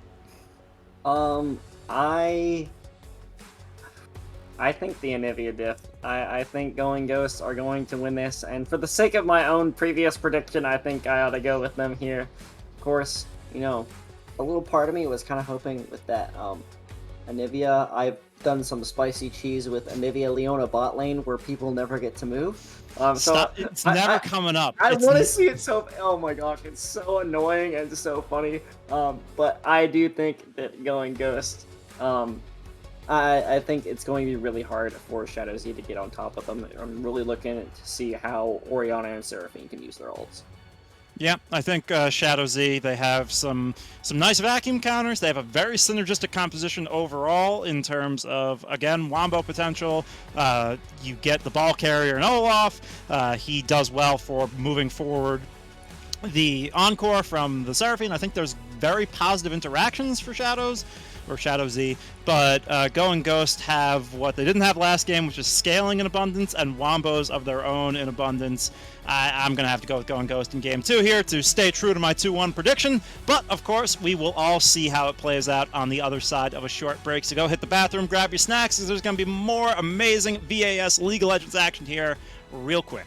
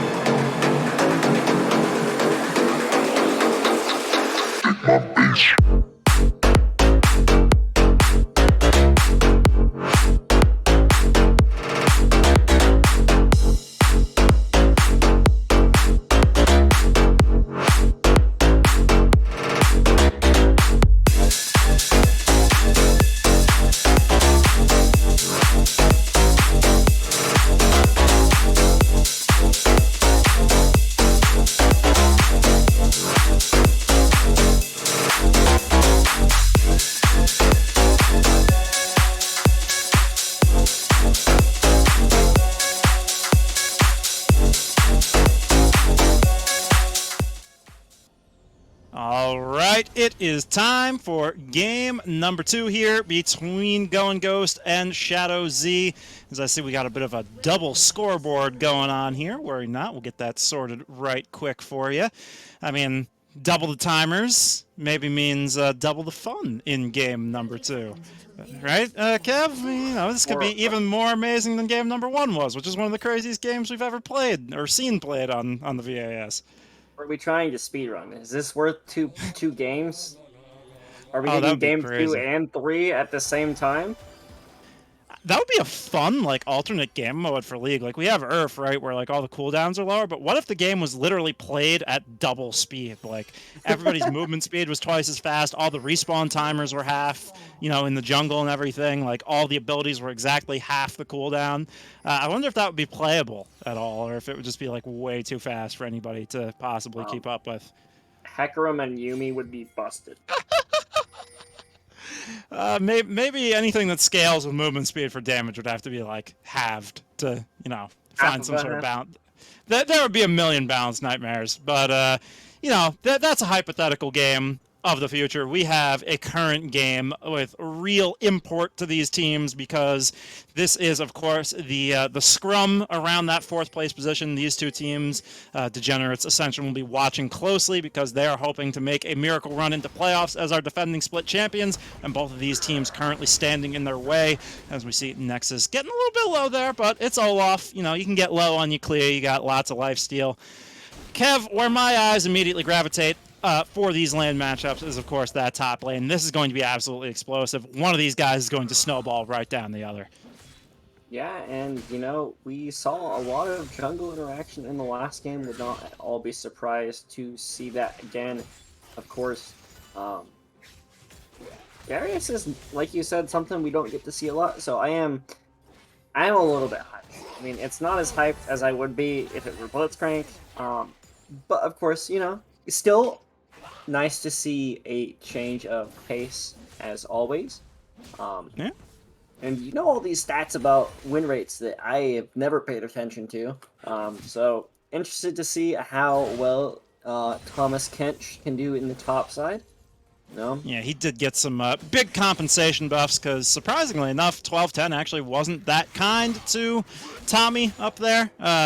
He actually had to get a little bit of a push up after 12-10, and it might result in him finding a solo kill here as he has all the stacks of Acquired Taste and his jungler here. He finds the stun.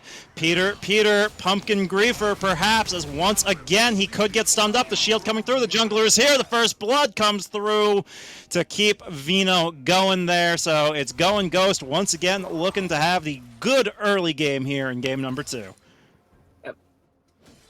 And we're going to see how that one did end up playing out. I believe Vino was able to get the early stacks, pretended like the trade was over, and a nice re-engage, easy knock-up, and, you know, you already have the stacks, really easy to land the Tongue Lash at such close range.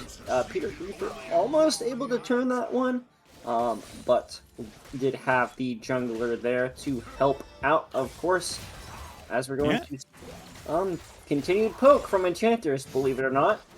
Wow, that's wild. I never would have expected. What I think makes a pretty key difference there in that fight is that Wukong arrived just in time for Vino to start to get the empowered gray health storage, which was one of the ways they have nerfed out solo lane Thomas Kench, the same way they did with Pyke, right? I'm a bit of a TK aficionado myself, so basically at rank 1 you don't store very much gray health at all unless you are with an ally, but before I can even explain that, it's going to be the cross-map counterplay. If we're forced to flash out, but a nice little handshake from Sermus to, you know, try and get something on the back end. They still both get chunked out pretty hard, but suffice it to say, to roll back to my previous point, as we saw a summoner spell blown in the bot lane, that was a bit of a lucky play coming through for Vino with Wukong getting there just in the nick of time. Yeah, absolutely, and like you said, just barely able to get out there. Very well played, I think, by both sides. Didn't really catch the gank until it was already on them, but able to get out with just some flashes blown. Of course, that does mean that a repeat gank could come out, but should go back to a relatively normal laning phase. Ooh. Yeah, that was a nice pull back. Ivern going to get out that W enhanced range just as the Seraphine was pulled into the distance to be attacked. So some nice damage coming out to sort of equalize the lane state here. They could find a freeze as well, could decide of going Ghost, and they will do so beautifully. So makes that reset feel a little bit worse for Shadow Z. Maybe no, they immediately broke it. They're going to push back out. This is not ideal. You basically have two matching waves on your side of the lane. This means it's going to slow push back out now. Now they're starting to push with some urgency, but they kind of just gave a free reset over to Shadow Z when they didn't necessarily have to. Yeah, and it was well played. That is exactly how I remember a couple of seasons ago. Sven climbed to rank 1, did that a lot. The Oh my of early goodness. back. Oh no. Oh, that's what TK does. It's disgusting. The jungler was there, but it wasn't enough. Vino gobbling Peter Griefer up and spitting him out like a chewed piece of gum under the turret. He knows how to keep that wave frozen. Look at that. That's delicious. Going to deny so much off the back half. Well, actually, no, he's not going to deny very much at all because he was down in CS because he can't approach the wave sometimes because Darius will just all in you and kill you. But he'll be able to catch up. He'll leave the wave where it is, take a reset, and come back to it. Doesn't really matter if you're losing in CS, if you're getting kills like that over and over again. And yet again, it's Young Nats doing really well farming on this Orianna. I'm kind of surprised, like you said, that they didn't target something different. I was surprised, especially they didn't target Young Nats on this Orianna and instead went for that Graves, as we're going to maybe see a little bit of action on the top side between Darius and Wukong. Yeah, just, there's a lot of posturing in League of Legends. There's a lot of times where you step forward, you want to act bad, you want to act like you're all that, but really you don't want the smoke. And it's just about sort of letting your presence be known. Don't you all in my top laner. Don't you try and break that freeze. I'm here. I'm topside. But he's not anymore as he's taken the reset a little bit too late to get into the Drake in time. So it should be this Ocean Dragon going on over to Shadow Z here. They pick up first Drake Blood. And things are much less hectic, I feel like, than in Game 1 right now, Kev. And I mean, I think a lot of it is that scaling option coming in from going Ghost, of course. Like I said, they really just needed some late game insurance in the last one, but, sometimes it doesn't matter. Sometimes you can just walk up on Tom Kench, apparently. Yeah, the healing between these two players up in the top lane is absolutely hilarious to watch as the swinging axes, obviously bring back a big chunk of HP, but so do the tongue lashes from Vino. So definitely this is what top lane's about. These two champions, to me, as a top laner, this is what top lane should be. If you play Quinn, if you play Vayne, if you play some sort of weird mage, if you play Ryze, get out of top lane. This is about two meatballs with melee ranges, walking into each other, smacking each other up, and healing off of each other, and fighting for 10 minutes. That is what top lane should be. Make top lane great again 2022. Which, right, kind of did. But that's besides the point. We have other lanes we actually have to be concerned about, Kev. And one place I would definitely be concerned if I was a Going Ghost fan was this bot lane, because this Kog'Maw has not been contested at all. Yeah, I mean, it has been a little bit hard to farm because of the poke coming in from Seraphine and Karma. I mean, that is what this lane is designed to do. But, unless you land that stun, it's really hard to actually chase down the Kog'Maw with the amount of range that they have, of course. It's just going to be, I think, like you said, pretty traditional posturing from both sides. Give that early blue buff over to the Anivia, let them farm for free with that ultimate. And I don't think we should be seeing too much unless there is a bit of a contest for this Rift Herald that's up. Yeah, we will see if Shadow Z does take the wild ride up to that Rift Herald pit, because they're going to have to find some sort of snowball in this early game. They picked what was hoping to be a vacuum counter in the Darius into the TK. And I could see where their reasoning would be that Darius might beat TK, because Darius really smacks up a lot of melee matchups. But I think people just underestimate how crazy Tahm Kench is in the early game. Finally, they're going to go for another play in the bot lane, but it's all the summoners available. Sermus does flash out. Can't quite sidestep the Encore, though, so they do find one back, but that's a nice hostile takeover in return. Does let Ivern get some poke back out, but it's not going to be enough to threaten anything serious. At the very least, it'll just secure a cross map. Yeah, maybe a little bit of an early use of the flash there does come out, but like you said, you know, seeing that Olaf on the bot side means that it is a nice, easy Rift Herald pick up for Britannicus. And you know, Kog'Maw can always farm under tower. When you have a million range, just because you hit your W key, it is indeed very easy to farm under turret, but maybe not quite as easy as it would be against some lanes when there's, you know, projectile, enchanter magic vomit just coming at you from every angle that you have to sidestep with the best of them and be fleet of foot about, but he's doing a great job. Down here is Ivern letting his support die for him exactly as he should. Just sitting back, trying to hit that you know, storied, fabled, fantastical point that we all dream about.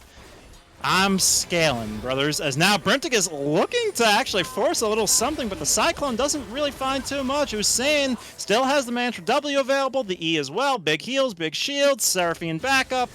Only going to force out Kiora's heal there, so equal sums now in the bot lane, but nothing too massive. And, you know, that will going to just immediately use the Rift Herald as well, going to pick up those plates. I guess decided that there really wasn't anywhere else that they could fully pressure a tower like they wanted to. And, you know, there's no objectives on the map, so we're just gonna farm it up.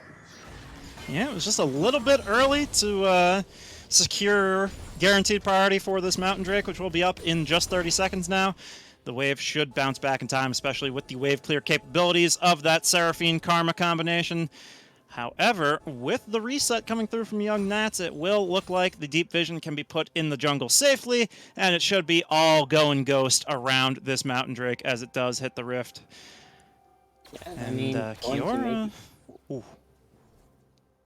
And, you know, does get the word in there, and the thing that I fear with SHZ is if they aren't able to get in before Anivia gets there, it's going to be really hard for them to walk in at all. But, you know, with a nice tongue lash, though. Yeah, I mean, Anivia the choke point master, never want to let her get to the objective first, but that's a nice shockwave. It's a 2-for-1 special. Gets the Wukong and the clone. The Leandry's already finished because Young Nats is such a farm master. Doesn't have any KP, but 126 at 13 minutes. Damn near perfect. Means that Leandry's Anguish will poke out Brinticus to half health with the burn, and the Anivia wasn't here at the beginning of the skirmish, so it'll be the second Drake of the game going on over to the side of the Shadows. Meanwhile, the Seraphine ult not going to connect, but in the return, the hostile takeover will, but can it be Peter Griefer finding something? Will force the flash out of Kilgar. Ivern as well, forced to flash. The exhaust goes down onto the Olaf. Can they kite it out? The Living Artillery does pick it up in the end, or perhaps it was Brinticus' Cyclone. Yes, it was. That Acathian Surprise not going to find too much damage onto anybody through all these shields these enchanters offer, but Kilgar has the choke point put out, has this ultimate set down, trying to find a wall as well to lock them into the damage, has Leandry's of their own, forcing an awkward dance around this point as Kiora has to take the blast cone to get back over the wall, but in the end, the winning play for the Shadows. They trade evenly in the kills, and they pick up the Drake. We're going to see a little bit of what happened here, an easy trade, and I think what is important here is this collapse by the Darius, putting them in a really bad spot. They decide where they wanted to go. Olaf gets berserked, and then just goes in. Chase down on this new reworked Olaf is kind of insane. Almost got two and got out. Didn't end up getting out, of course, but this is where you say we go back to a little bit of a dance around that bush there, but really well executed, I think, by the Shadows. Like I said, Peter Griefer with a nice roam, with a pincer maneuver, of course, and, you know, Olaf pressed R. Yeah, And that new Olaf R, for those who are unawares, infinitely extendable as long as you land your auto attacks before the current timer expires. You get 2 more seconds of doing it. Doesn't stack infinitely, but you know, you basically you always have at least 2 extra seconds if you're auto attacking, which is pretty wild for the Olaf player in that situation. We saw it lead to a pretty crazy chase down where he just couldn't be CC'd, even with some heavy CC utility members, as that's a pretty crazy amount of poke off that Mantra Q from Hussein onto the side of Kilgar. As plates have fallen, it's just a little bit of chip damage onto that bottom turret for the duo lane, while the opposing support is out on the top side getting vision, but nothing really concrete to show for it. And we're going to start to see these teams start to get out of the laning phase, start to rotate their members. We already see Hussein, like you said, rotating, trying to look and see if they can get any random extra poke onto their opponents, but shouldn't see too much until this next Rift Herald comes up. As in terms of fighting, you know, we're just back to farming. You know, I mean, what's your favorite farm animal, Dodge? Oh, that's a great question. As speaking of farming, we do see Kilgar tick on over to level 12 before anybody else. The soul laners of the Ghosty Boys doing quite well in soaking up all that XP. But yeah, my favorite farm animal, I mean, roosters are kind of terrifying. They're like miniature dinosaurs, so I can't in good conscience pick them. I guess I'm going to have to go with like potbelly pigs, because they're like pretty smart. And, you know, they're actually pretty clean animals if kept like in a clean environment. Like, people think pigs are dirty, but they mostly root around in mud because, like, you know, they can't sweat, so they need it to cool down. If you keep them inside in the AC, they're like very intelligent, considerate animals. Potbelly pigs are pretty cool, but what's even cooler is these fights we have breaking out in the bot lane, as that Encore is not going to be as successful as it was last time. That's the hostile takeover going back, but the handshake not going to result in anything. The bailout just not going to be quite enough financial incentive for Sermus to stay alive there, so another pick for the Shadows. And this is the second time in a row that they're going to trade the Rift Herald for the support's life here. For Shadows, of course, you know, hasn't had too big of an impact, but is going to probably result in a tower take for them here. Yeah, possibly a dive. I mean, do they go for it? They're madmen if they do. Vino just canceling the back with the tongue lash. I'm surprised they didn't drop the Herald yet. Now they finally do as the wave arrives. They probably could have gotten that one out a little bit earlier and secured the crash, as there's now 3 members here to back this play. Vino, being a nuisance with the tongue lash, does secure the first turret for the Wukong, but he's continuing to move forward. It's the bait brush. Don't do it. He misses on the Abyssal Voyage. And here comes the Goon Squad. What you going to do, Tom Kent? You're going to pop the shield. You're going to pop the flash. But the Shirelias to follow. Can they catch up? Does get a little bit of a heal, but that is the tether coming on out. Going to root you in place. Going to get you shut down by the Viking. And that is, once again, a winning play for the Shadows. Well, kinda. They did lose the first turret. Yeah, and I mean, that does mean that it will be going Ghost getting first onto this drag, and they really need to start contesting this drags. Of course, did give over an Inferno Soul in the last game. This one, not going to be quite as important, of course, with the Wind Soul coming through, but just preventing Shadows from that early stacking that we saw in the last game could be a big difference maker. Yeah, for sure. It's not necessarily the most impactful souls, you do point out, but having an uber buff of any sort is better than having no uber buff.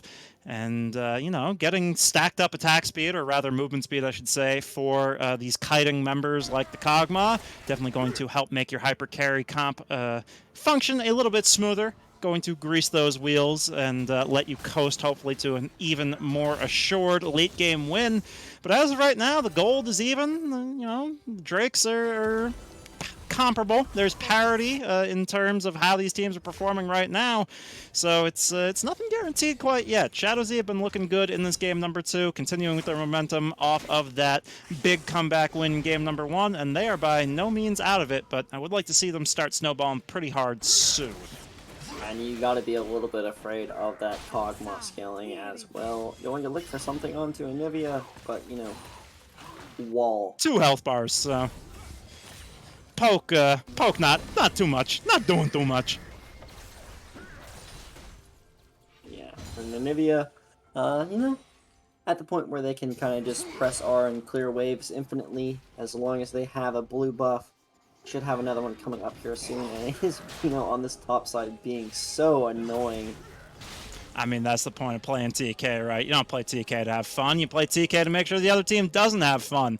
And now Peter Griefer and Nexus for Baron have to hide in their own jungle and say, please, Tom Kench, please let us have our own red buff. And eventually, Going Ghost will relent and allow that one to go over. But definitely starting to get a little bit scary for Shadow Z here in terms of converting on some of the early game advantages they've managed to find, because you know, we keep saying it because it's just that important. Going Ghost is only getting stronger, maybe outside of Vino. Yeah, and, you know, there is still a lot of team fight win potential coming in just with the ultimates for Shadow Z. I do think it's important to mention. Of course, Young Nats has been on point with these Orianna ults thus far, and, I mean, the Encore can always turn a team fight. So, going to be really important to make sure on the side of Going Ghost that you pay attention to when those are coming up. Yeah. Speaking of when things are coming up, the Cyclone is available. That was the flash forward to secure the knockup even from Brinticus, but it's a little too far forward, a little too soon. The bailout's there, but he's going to die anyways. He can't quite get the kill participation. I mean, that was just a bit of over-aggression coming through from Brinticus on the Wukong, and it could lead to the full wipe as Ivern is the only one to get away. The Abyssal Voyage, though, not canceled, so now Vino kiting it out, but Shadow Z stepping up big time, making full, you know, use of that opportunity they were gifted, and they're not stopping anytime soon. You know, going to take this tier 2 and should be able to rotate and get some vision onto this Baron. If they don't get a pullback onto Vino... Yeah, that's TK absolutely eliminated. I mean, once again, Shadow Z sort of defying our expectations. I mean, this is their full starting 5 this time, so they're even stronger in theory than they were last game. And they found a break point where they could really punish Going Ghost, and they did not hesitate to snap up 2 turrets in the mid lane, really unlock their capability for deep vision. And it's starting to become a pattern here in both of these games so far that Kilgar is just not really ever in the right place at the right time to back up these fights. Yeah, and you know, we're also still waiting on this Kog'Maw to get to some more items as we see the gold difference very much in the favor of Shadow Z as opposed to the last game where it really wasn't even until the end. Yeah, they have truly achieved their snowball this time around, although we've seen bigger comebacks than 3K for sure, as Kilgar going to get a nice wall out to separate Peter Griefer, but it's actually not going to stop the team as they sneak around the side. And now the Shirellis to continue the chase down Nexus for Baron with the Maul of Mortia's shield, but it's not going to be enough to get through the Wukong, who shuts him down. It's Usain in the back, almost dead, as Kilgar has the second health bar left to go in this 5v5, looking real good so far, as that's the gobble up to keep the Jungler alive, coming through from Vino, but he does get taken out. Can Peter Griefer be answered through the healing? Yes, he finally can. It's the living artillery into the back line. Can they find the carries, though? It's the bailout. Can they find the kill participation to keep him there? No. But will the Acathian surprise clean it up? He's trying to find multiple members, but it won't kill anybody. Young Nats once again popping off, and it will be sole point for Shadow Z. And I do want to say the Kog'Maw was inches away from absolutely popping off there. Another team fight that goes like that could be the difference in this game as we go to this replay.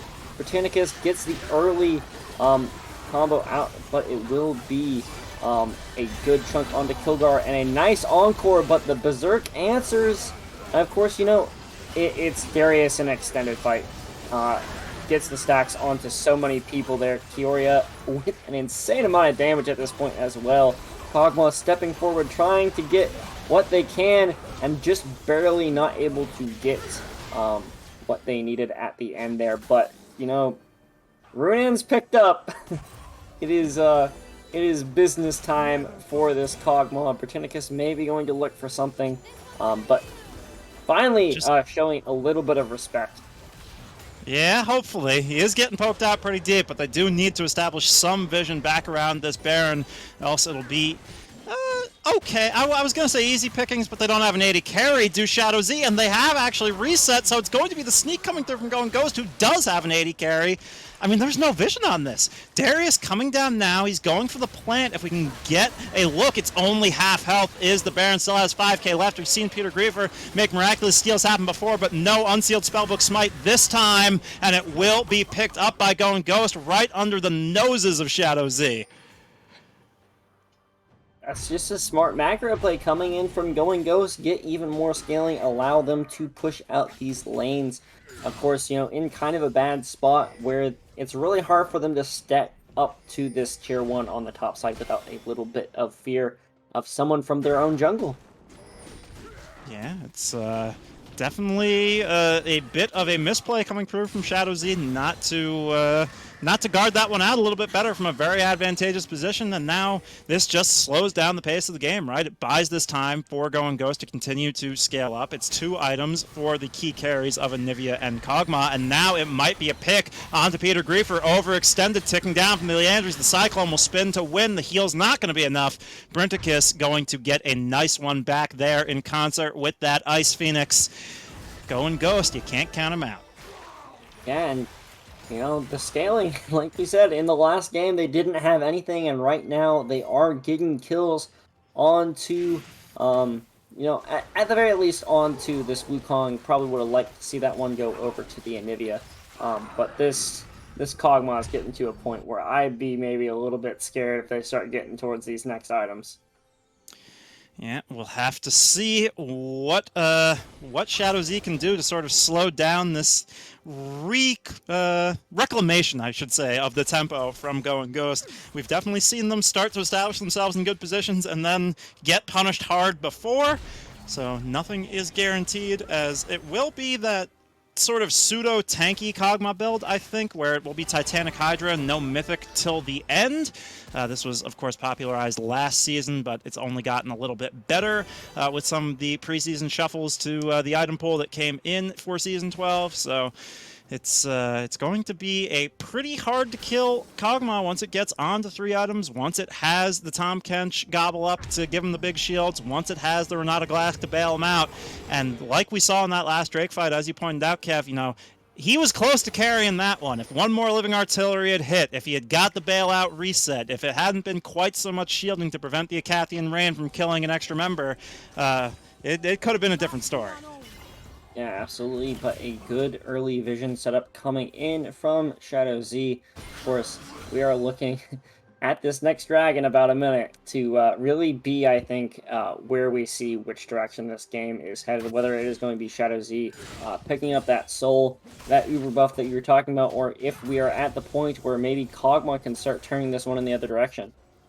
Yeah, and it only bodes well for the side of Going Ghost that they are the first ones onto this objective. Look at Vino hiding. He takes a weird Abyssal Voyage. I think he assumed somebody else is going to be following Peter Griefer, but it should be an uncontested pick nonetheless as he ticks down despite burning the flash. That's a huge win for Going Ghost, who basically now has free reign on this Drake. And their best bet is to look for a spicy encore angle, but doing their best to spot that out are Going Ghost. Maybe get a bit of a flank, but I think they're just going to zone off and maybe let the Kog'Maw try and take this buff by themselves. Instead, going for the push down mid lane. Yeah, they're trying to threaten the mid lane priority to try and draw them off drag, but you're putting yourself into a flank position, 4v5. Peter Griefer will have TP once he comes up. It's a nice clone to dodge out the shockwave, which was wasted on the clone, and now you're stuck where you don't want to be as Shadow Z, but they do have a path out, and they will take it, but in the end, it accomplishes nothing, as they will just turn right back around for the Cloud Drake. Nope, cue the Benny Hill music, they're going back around. Yeah, I mean, Kog'Maw with the Tiamat, though, just going to push these waves out. Of course, I mean, they're wasting Olivia so much here as time. well. Darius TP'd into the pit. Brinticus got half health. I mean, it was kind of a fiesta play, but it worked out well enough for Shadow Z, as now it'll be Vino pulled back. Do they still have CC to cancel the Abyssal Voyage if it's taken out? No, they have the hostile takeover to actually make the team fight themselves as Nivea goes into the egg. No, Vino, you spit up the egg. It was safe and sound where it was as the team was pulling back. That's a big team fight tool not available as your support goes down. I mean, what is this series? Every time I think Going Ghost is in the prime position, it's just Shadow Z running them around like fools. Yeah, they really did there. They just ran around on as But we maybe go- Kog'Maw's here. Kog'Maw's Kog'Maw here. Kog'Maw is so close to doing something. We did see. Oh! It's been so long since it was used! The shockwave was back up! That feels like the death warrant being signed! Brinticus over the wall comes out of stealth, not quite in time to find the smite steal. They bought so much time, did Shadow Z, and now they are up 5k. They have the win soul, and they have a clear path to at least take an inhibitor, possibly the game. Yeah, and you know they are in a very good spot. This will put them another win ahead of Degenerates, also in the race for that last playoff spot, and they play them next week. So a lot of good narrative going to come in. I think honestly this is probably the tightest group as they're going to push and probably end the game here. They're committing. Surmus trying to buy time, tried to find the handshake to stun up multiple members, but that turret just disappears. They're forcing onto the Nexus, and they will take it. I can't believe it. They went 2-zip. Oh my goodness gracious. Shadow Z showing up here in this matchup. What a series from them. Well, I think if we've learned one thing, it's never listen to what Kevin says about who's going to win the game. Dodge either, I guess. I mean, that was wild. I mean, it was a comeback in game 1, but that game 2, you could classify it as a stomp just going off the end numbers. I mean, Shadow Z were so good at punishing Going Ghost's mistakes. It was very, very measured play. I'm very impressed. Going Ghost, I think their aggression really bit them in the butt that entire series, over chasing and you know making some of these macro decisions that are just like trying to have your cake and eat it too. Yep, and more important than the playoff implications here, Kev, way more important, is that Becky keeps 7k V-Coin, or Gurf Coin, or whatever we're calling it this week. So definitely a big deal coming on through. As to the Risen Esports crowd who just rated us, thank you so much for coming through, but series is already over. Shadow Z popped off. You missed it. Go back to the VOD. It was wild. They had a crazy comeback in Game 1. They played much better in Game 2, and as we do take it back to the desk here, we can break down how it all happened. Yeah, no, it was... What a game from Shadow Z. When everybody thought they were down and out, when nobody believed in them to actually bring it home, I believe. And fortunately, that was enough for Shadow-Z to successfully find their way to successfully find a successful game. No. They successfully found their way to the victory, and through the power of Darius, of course, and many other great plays, and just really solid team play overall.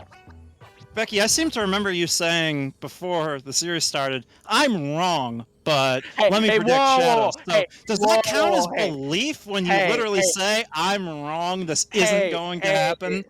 Come on, I don't think that's belief. Come on. You don't need to say that. Hey, I'm just a little boy. I'm just a little birthday boy. I'm just a guy. You wouldn't hit a guy with glasses. Come on, I'm just a silly birthday boy. It's my birthday.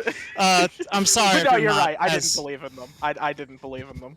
So I'm sorry if you're not as surprising. on Twitter as we are, and you don't understand at all what we were just talking about. It's not Becky's birthday, but it's a great tweet. No, it's not. Not today. But we do have the MVP poll currently up, so go ahead and vote for who you believe was the MVP of that match. Peter Griefer, Nexus for Baron, Young Nats, Kiora, or Usain. Vote for your favorite player, or the player you feel was most impactful in the series. So... why did this result is definitely surprising, and I'm gonna ask you, Kevbo, because you were very convinced that Going Ghost were going to take it. Why? What went wrong? What went differently than you expected through your analysis? I don't know if I was that confident. I think this is the big thing we talked about at the beginning of the day. I have my notes here. You know what I have written next to Usain? His notes are are 3 champions that I saw on the op.gg, and the words "what even," because I don't even know. I was so confused as to what this team was going to pull out, what they were going to try. The amount, I mean, even in a best of 3, they swapped Usain from support to jungle and then back to support for a game. So a pretty interesting one. But I think also they had a really solid mid laner the entire game. I think Young Nats popped off on the Orianna. Did have, I think, 1 or 2 kind of missed at the end there, but the ones that they hit were insane and really took over those team fights. Yeah, I mean, the double Orianna games coming through from Young Nats definitely makes them my choice for MVP of the series. It's up to you all in the chat to be the deciding factor on that by putting your votes down on who our MVP will be. But it was a quiet performance in game number 1 where for a while it was just continuously going ghost snowballing and Young Nats quietly saying, we're not out of this. We're soaking XP. We're looking for our opportunities. You know, I'm CSing like a madman. Damn near perfect CS in game number 2, by the way. Almost 10 CS a minute. I mean, just really professional games of League of Legends being played by Young Nats, doing their job, not being flashy about it, and really setting up the key of both of these compositions with those Wombo shockwaves. There were, a couple of Grief ones, but there were a lot of Pog ones. And you know what? Peter Griefer had that same dichotomy. It's a gold league. I think if 70% of your big ultimates are Pog, you are above the curve in a gold league. So I think Young Nats definitely the deciding factor in terms of player performance in these 2 games. Okay, yeah, and Young Nats, you think that is the MVP. Kevbo, do you have a different opinion here? Or do you think that it is also Young Nats? I already voted for Young Nats. Oh, you already voted? I'm so sorry. I think I got sidetracked. I mean, I didn't say it here, but I heard we throw out the poll, and I already knew who I was going to vote for. Like I said, just really consistent on the Orianna, and pretty good positioning, and like I think Dodge pointed out, the CS was insane, especially for these gold leads. Really, you're looking for better than 7 CS a minute, and they were close to 10 in this game. So right at that 7 mark is what I expect generally, yeah. So I'm so sorry to report this, guys. I was just looking at the chat. Apparently, Nats was saying, it's over, GG, we lost just FF in game 1. So, wow. maybe not even not Nats my believed. MVP. Not even Nats believed. So that's crazy. Really, I'm not at fault here for not believing when the players didn't even believe in themselves. So, what matters is that below my name, you can see that I was correct. And, Galaxy Brain, Becky Diff, so on and so forth. Can I change my vote to Adashon? Can that be my MVP of the series? I mean, absolutely. You know what? Can we give Adashon MVP? Can we give them? Yeah, look in chat. Adashon was the one telling us to keep going. Dude, those hooks. Adashon went from inting in the bad way in the early game in the bot lane to inting in the great way that Hylissang does in the late game. It was a great. Yeah. All hail. Yeah, can we get write-in votes? Is that legal? All right, never mind. Don't worry about it. We do have our MVP decided, and it is in fact the doubter with the W, Young Nats, taking it home for the team, putting on a great showcase this series, holding it down for the team and keeping them in against all odds. You have to give them credit for their just fantastic work in the series. Of course, the rest of the team, I think, did perform very well and perform better than any of us could have expected. So, absolutely huge credit to the team and huge credit to Young Nats in this game. Just sometimes you just win. Sometimes you just hit the R button and win, and that's all you need to do. Absolutely. You guys think a 12.5 KDA is good? I don't know numbers, but that seems pretty decent to me. Maybe. I don't know. I mean, the last Blitzcrank game I played, I did have 1 death and 18 assists, so, Yeah. Someone's lying me.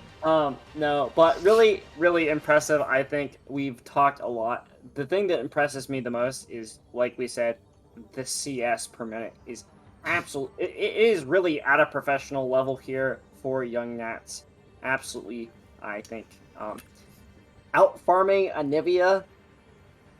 That's wild. Yeah. What can you say? You know, Built sometimes different. you've just got better hands. And yeah, with that, I believe that is going to end the broadcast for tonight. Earlier than usual for you two. You know, 10 o'clock. only a 2-game series. Wow, Woohoo! you guys actually have a little bit more time to do things, I guess, if you're on Yeah, the I think- East Coast. I think Let's 7 go. weeks and only 2 series have gone 2 games. So Yep, and you know what? I was here for one of them. It's a really magical moment. I'm glad I was here for it. So Becky yeah, blessing. yeah, it's the Becky blessing. Sure, we'll go with that. Anyways, thank you all in the chat for watching and giving your support. If you are not already following the stream, go ahead and hit that follow button because we've got League of Legends content and Valorant as well every single day of the week during the regular season. We got draft night on Monday and Tuesday, and we've got the pre-made leagues Wednesday, Thursday, Friday, and of course we've got Valorant. They are in playoffs right now, I believe. So it's exciting stuff. They currently are on the second stream, which you will be going to when we are closed out. Also, go ahead and follow us on Twitter. And if you are interested in getting in on the action yourself, make sure you hop into the Discord. There is a vibrant community with a ton of people looking to play games and looking for people to join their teams. So you'll find opportunities, you'll find people, and you will find ways to enjoy your favorite esport, Riot Esports, in a very lovely environment. So yeah, I don't really have anything else to promote.